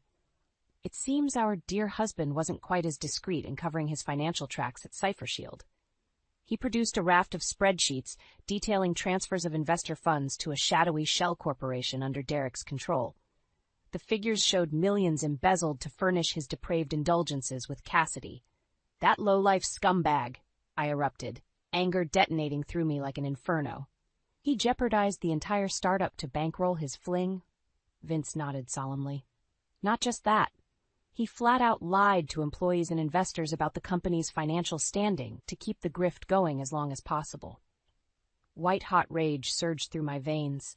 I thought back to all the times Derek had manipulated and gaslit me about money issues, siphoning my hard-earned income to sustain his double life of unbridled deceit. That malignant, narcissistic predator? I seethed, trembling with revulsion. He robbed me of my dignity and self-worth for his selfish, criminal pursuits. Just then, there was an insistent knock at the door. Vince and I exchanged puzzled glances before I moved to answer it. I pulled open the door to a cold draft, and the last person I expected to see. "Derek, what the hell are you doing here?" I hissed through gritted teeth. My wretched ex-husband barged past me into the apartment, his expression one of desperation and panic. "We need to talk," he pleaded, eyes darting around wildly. "This has gone too far, Amelia. You have to stop this crusade before it's too late." "Too late for what?" I arched an eyebrow, adrenaline coursing at his audacity to ambush me. "Too late for you to escape the consequences of your craven betrayal and fraud?" Derek ran his fingers through his disheveled hair, sweat beading on his forehead. "Please, the evidence you've amassed, it could ruin me, destroy my entire life's work if it gets out." I allowed a bitter laugh to escape my lips. "You mean the life's work of gaslit lying and cheating funded by other people's money? I'd say it's a ruination well-deserved, wouldn't you agree?" Vince emerged from the kitchen, glaring daggers at the pathetic man before us. "You've got a set of brass balls showing up here whimpering for mercy," he spat acidly, "after you demolish this family's future without a second thought." To my satisfaction, Derek shrank back under the searing rebuke. The mask of his self-assured facade permanently shattered, leaving nothing but the craven coward who had irrevocably fractured my heart. "I'll stop at nothing to make you atone for your trail of destruction," I stated coolly, fixing my treacherous ex-husband with an unflinching glare. "Consider this the mere first flicker of the inferno I'm going to rain down upon your shattered, deceitful life." Derek's shoulders slumped in anguished defeat as the gravity of his impending ruination took hold. He opened his mouth to protest, then seemed to think better of it. With leaden steps he turned and trudged out the door into the wintry night, Alone, exposed, and bracing for the oncoming storm of searing justice I was determined to unleash. Mere days after Derek's pathetic attempt to grovel for mercy, I steeled myself to confront him again. But this time, on my terms. I strode into the Cipher Shield offices, head held high, despite the startled gazes of employees who recognized me. The sleek modern space seemed to reek of Derek's duplicity. I marched straight past the front desk toward his corner office. "Ma'am, you can't go back there," a flustered receptionist called after me, but I kept moving with determination. Flinging open his door, I fixed my soon-to-be ex-husband with a look of pure disgust. Derek was slumped at his desk, haggard shadows under his eyes betraying his lack of sleep. "We need to talk. Now?" I stated flatly. Derek startled at my intrusion, quickly regaining his composure with an indignant scowl. "What are you doing here, causing a scene, Amelia?" "Don't play dumb," I shot back hotly. "We both know I have irrefutable proof of your reprehensible affair and shady dealings here." Out of the corner of my eye, I noticed a ceramic mug adorned with the face of that vapid bimbo Cassidy. My blood boiled at the audacity. "Using company funds to indulge your twisted fantasies with your little office whore?"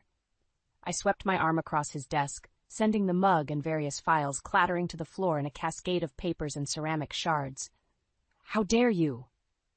Derek erupted, leaping to his feet and pounding his fist on the desk. "This is my company, and I'll spend the money how I wish." "Your company," I arched an eyebrow in contempt. "Or should I say, the company funded by investors and employees you've been ruthlessly duping for years to bankroll your pathetic infidelity." My words landed with sickening impact, Derek's feigned bravado crumbling. You have no proof," he stammered unconvincingly. Retrieving my phone, I pulled up the incriminating records Vince had gathered, the financial transfers, emails, travel logs of his rendezvous with Cassidy. I watched as each new dagger of evidence burrowed into Derek's facade. "Sure looks like proof of fraud and misappropriation to me," I stated coolly, holding the screen up for him to see the mountain of evidence. "I have more than enough to bury you unless you confess and resign immediately."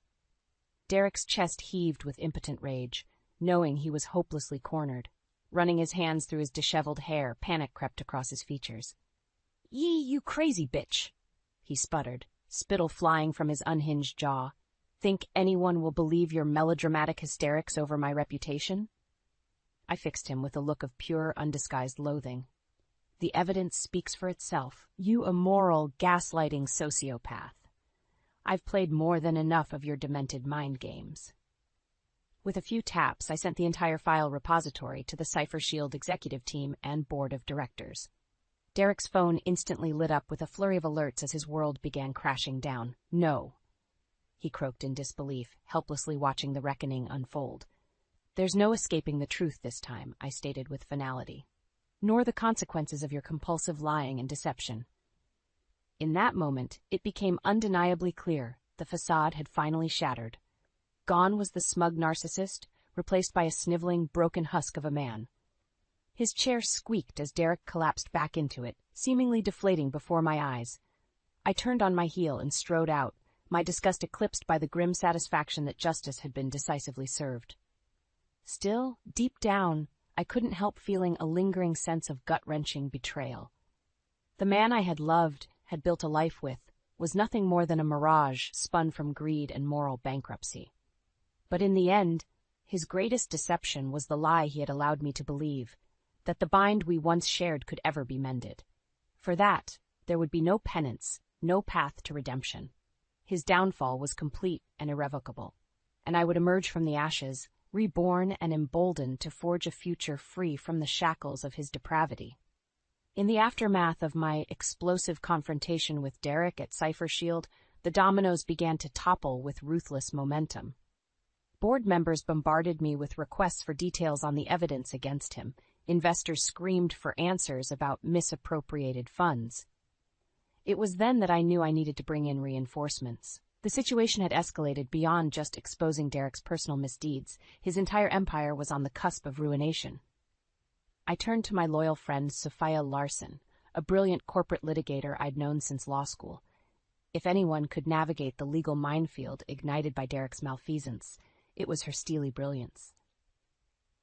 This is an absolute quagmire, Sophia muttered as she pored over the financial records and communication logs detailing Derek's affairs, both corporate and extramarital. She fixed me with an intense gaze. Make no mistake, the evidence is damning. That snake husband of yours is looking at criminal fraud charges on multiple fronts along with termination. I nodded, adrenaline surging at the prospect of Derek facing maximum devastation for his transgressions. He deserves the book thrown at him. I want him to lose everything after how completely he betrayed me. Oh, he will. Sophia's expression hardened. We're going to systematically dismantle every shred of credibility and success he so arrogantly clung to. Facilitate a legal and PR bonfire that will incinerate Derek's reputation to ashes. Over the ensuing days, Sophia barraged CipherShield's board with a meticulous roadmap of Derek's deception and criminality. In tandem, she worked backdoor connections to funnel leaks about his indiscretions to media outlets. For his part, Derek remained outwardly defiant. He fought tooth and nail to shift blame and downplay the evidence. But legal proceedings were inexorably closing in, his corrupted legacy unraveling by the hour. I watched in perverse satisfaction as punishing headlines emblazoned Derek's face across publications, tech moguls fall from grace amid sex scandal, and CipherShield CEO terminated, accused of fraud, embezzlement, became inescapable refrains. The evening the corporate axe officially fell, Vince and Sophia joined me at my apartment for a bottle of celebratory wine. We locked arms and cheered as footage of Derek being unceremoniously marched out of his offices by security flashed across the news. As the wine flowed, the catharsis truly sank in. My closest friends had stood resolute by my side in dismantling the once charmed life of my traitorous husband. We banded together, undaunted, to unleash the justice he deserved. You did it, Em, Vince crowed, pulling me into a tight embrace. The bastard got exactly what was coming to him. In those tender moments, a profound sense of renewal bloomed within me. The shackles of Derek's malfeasance no longer weighed me down. My tale of tragic betrayal had transmuted into one of triumphant rebirth, forged from the bonds of steadfast loyalty. I would never be a victim again. My friend's belief in me ignited a newfound inner fire, one that would blaze brightly, consuming any deceit that dared encroach upon the peace I had reclaimed. This was only the beginning. After the tsunami of humiliation Derek endured in the wake of his ouster from CipherShield, it felt cruelly fitting to deliver one final, crippling volley. A grand spectacle to raze any remaining remnants of his ruined reputation to the ground. Fate seemed to align when our city's annual Tech Hub conference rolled around a few weeks later. It was the perfect high-profile stage to showcase the true depths of his deceptions once and for all. Vince spearheaded the efforts, leveraging connections to ensure both Derek and his mistress Cassidy snapped up coveted invites. Salacious rumors had swirled in tech circles for weeks, so their presence ignited feverish anticipation. They took the bait, either oblivious to the firestorm brewing or too arrogantly defiant to heed the warning signs. On the night of the gala, I arrived through a discreet back entrance, carefully plotting my final ruinous gambit. Donning an elegant black gown, my appearance would be the calm before the storm. I took a fortifying breath as Vince and Sophia rendezvoused with me, sleek in their evening attire. It's go time. You both remember the plan? They nodded in grim acknowledgement, the gravity of this evening's events clear. This was about more than mere payback against Derek. It was about justice, irrefutable and blinding for all to bear witness. Knock 'em dead, kiddo, Vince murmured with a reassuring squeeze of my arm. I slipped into the opulent grand ballroom, a hush falling over the crowd as I became visible. Derek stood near the stage, engaged in what appeared to be a heated discussion with a petulant Cassidy. Even through his rumpled tuxedo, the weight of recent weeks had clearly exacted its toll. Striding to the center of the room, I felt hundreds of probing gazes scrutinizing my movements. Let them feast their eyes and minds for the reckoning to come. Tapping the microphone twice, I cleared my throat, the sound piercing through the tension like a thunderclap. Excuse me, everyone. May I have your attention, please? My voice rang with commanding authority, instantly silencing any lingering whispers. My name is Amelia Archer. Many of you are likely familiar with the sordid allegations surrounding my husband, the disgraced Derek Archer, and his criminal fraud along with infidelity involving the woman beside him, Cassidy Wells. An audible murmuring rippled through the ballroom as I gestured to the pair, paralyzed like deer in headlights under the ever-intensifying spotlight. "Well, those rumors are all true, and then some," I pronounced with finality, holding up a tablet displaying the reams of incriminating documentation. "This degenerate knowingly embezzled millions from Cipher Shield, a firm founded on the labor and investments of this entire community, for his own crooked interests." The tension hung thick as onlookers absorbed the extent of my words. But perhaps even more repulsively, he financed a protracted, despicable affair with his colleague Cassidy by diverting those misappropriated funds to luxury hotel gifts and other salacious trysts. Jaws agape. The crowd drank in every damning detail.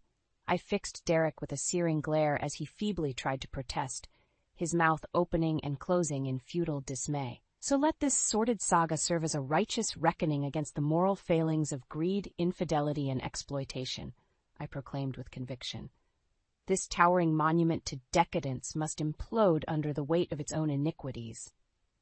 As if on cue, Sophia initiated the video sequence assembled from the annexed files.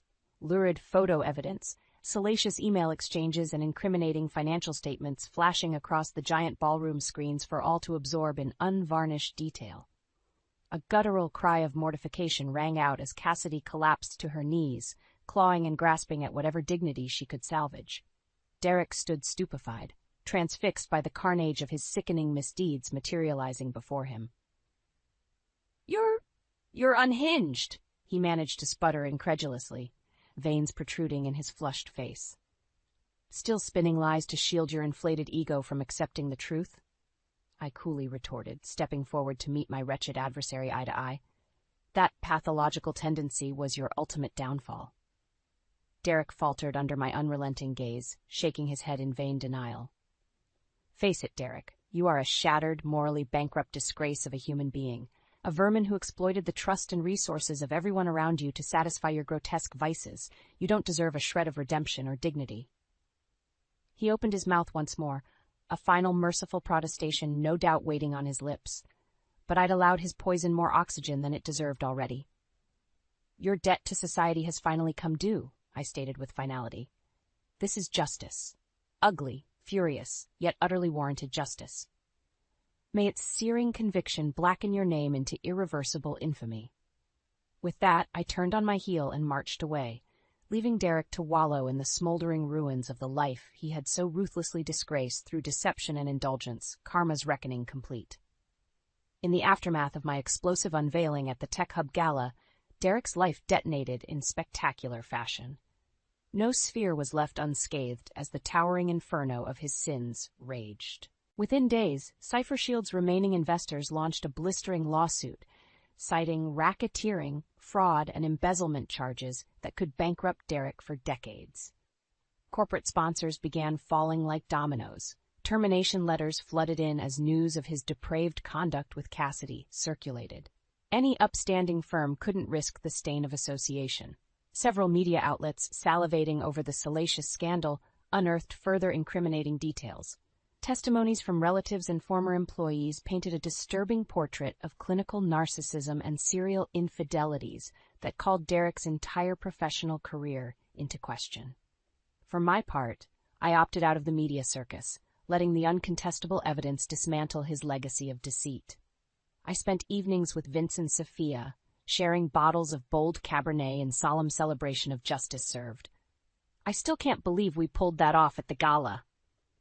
Vince grinned one night, clinking his wine glass against mine. "Did you see Derek's face when the videos started rolling? He looked like he'd been gut-punched by a freight train." "And that sniveling shrew Cassidy," Sophia chimed in with a derisive scoff, "served her right for betraying her entire gender to cozy up to that creep's ill-gotten riches." We shared a cathartic laugh at their expense. After the maelstrom of deception and pain, seeing the catalysts of betrayal suffer their just deserts was perversely uplifting. I had confronted the harsh realities of evil, emerged vindicated. However, the sweet, lingering reverberations of victory curdled one fateful evening a few weeks later. A familiar name flashed across my phone screen, Derek. I froze, my chest tightening with disbelieving dread. Part of me thought he'd slink permanently into exile after the humiliation. But of course, malignant denial seemed to course through his veins. I let the call go to voicemail as his desperate ramblings crackled from the speaker. Something about not being able to access accounts or funds, needing one last conversation to explain his side. I shook my head grimly, the audacity of his pleas stoking anger through my veins. How pathetically typical of him to beg for scraps after such scorched earth destruction. When another insistent call came through, I answered with fury blazing. What could you possibly want after everything you've put me through? Your staggering greed and depravity were enough to incinerate your entire life to ashes. I'm utterly ruined. Derek's voice trembled, a husk of his once arrogantly boastful tenor. The lawsuits, the investigations, I can't escape any of it. And whose moral bankruptcy dealt that fatal wound? I countered acidly, reveling in dismantling the remnants of his fragile ego. Did you think there would be no dire consequences for betraying me in such a horrific, protracted manner, for pillaging everyone around you to indulge your deviant appetites? I'm penniless, Amelia, Derek continued, a hollow plea creeping into his voice. I have nowhere to turn. Just give me a chance to explain. Please. Save your sniveling excuses, I seethed with finality. Any man possessing even an iota of a soul would not relentlessly trample on the sanctity of marriage and those he claimed to cherish. There was a pregnant pause as Derek registered the futility of redemption. You've made your wretched bed, I pronounced with conviction. Now, lie in it and ruminate on the consequences of your corrosive greed and ego until your dying day. With that, I terminated the call, severing any lingering embers of remorse for my husband's self-immolated downfall. He was now an ashen husk in my mind, effectively excised from existence. It was over. Justice had been rendered in all its blistering glory. In the serene 2 years following my campaign of scorched earth defiance against Derek, I found unexpected solace in rebirth. Gone are the shackles of betrayal and emotional tumult, forsaken along with our sham marital vows the instant his trail of deceit unraveled. In their place now shines a renewed inner radiance, forged from the bonds of friendship that guided me through my bleakest suffering. When the smoke finally cleared and Derek's raging inferno of misdeeds smoldered to cinders, I turned inward. With Vince and Sophia's counsel, I devoted myself to intensive therapy, healing the deep scars inflicted by my depraved husband's utter lack of morality or remorse. For a time, deflecting bitter thoughts about the devastation he wrought proved agonizing. When waves of anger and trauma roiled, I medicated, seeking stillness through exercise, meditation, immersing myself in nature's soothing expanses. Slowly but surely, I rediscovered the fire of my own indomitable spirit that shattered Derek's web of lies. Days faded into months, then years. I savored each incremental reawakening of my confidence, passion, and purpose, unshackled from his lurid exploits and treachery. My stalwart career as a software engineer remained a bedrock through it all. I excelled on ambitious projects, mentored bright junior engineers, and fiercely protected my team's talent from toxic cultures of dishonest leaders. In turn, terraces shower me with new opportunities, raises, leadership roles, finally culminating in a director position managing cutting-edge cryptography initiatives. I redoubled my pursuits of creative stimulation as well. I relished adventures with Vince and Sophia, exotic vacations, theatrical shows, and other indulgences that awakened a renewed lust for experiencing the richness of life. On one such trip, hiking through the lush rainforests of Costa Rica, I found myself marveling at our resilient friendship. When embers of doubt crept into my psyche in those first turbulent months post-Derek, their belief in my brighter destiny never wavered. You know, it was your unwavering moral compass that ultimately saved all of us from falling prey to that snake, Vince reflected wistfully as we traversed the verdant jungle paths. If you hadn't been willing to go scorched earth, who knows how much more damage he could have inflicted. I contemplated those words, embracing their profound resonance. By exposing Derek's lecherous criminality, I hadn't merely claimed vengeance. I had redirected my life path away from that corrosive spiral of deception. That chapter of suffering while anguishing had transmuted into catalyzing events that forged me into a stronger, more self-assured woman. No longer would I meekly accept exploitation or cruelty at the hands of anyone, colleagues or lovers. I embraced uncompromising defiance as a protective reflex, a shield hardened by the purifying fires I'd stared down and conquered. Now, each new dawn delivering novel challenges and adventures exhilarates me with fresh possibility. What heights can I scale, if tempered by the lessons of betrayal's harsh tutelage? What bonds might I cultivate, untainted by doubts that strengthen my tenacity and uplift others from despair? These are the unanswered wonders beckoning me into the bright horizons shimmering ahead. A panorama free from the toxic specter of derailed dreams and despoiled trust that I once lamented under Derek. Now, only wispy embers of my former life still smolder, no longer possessing the vitality to sear me with anguish. They have dissipated to half-remembered phantoms, devoured by the radiant rising of my triumphant, remade identity. My name is Amelia. I am a survivor, rededicated to abundance and grace, and my journey soars ever onward without limitation.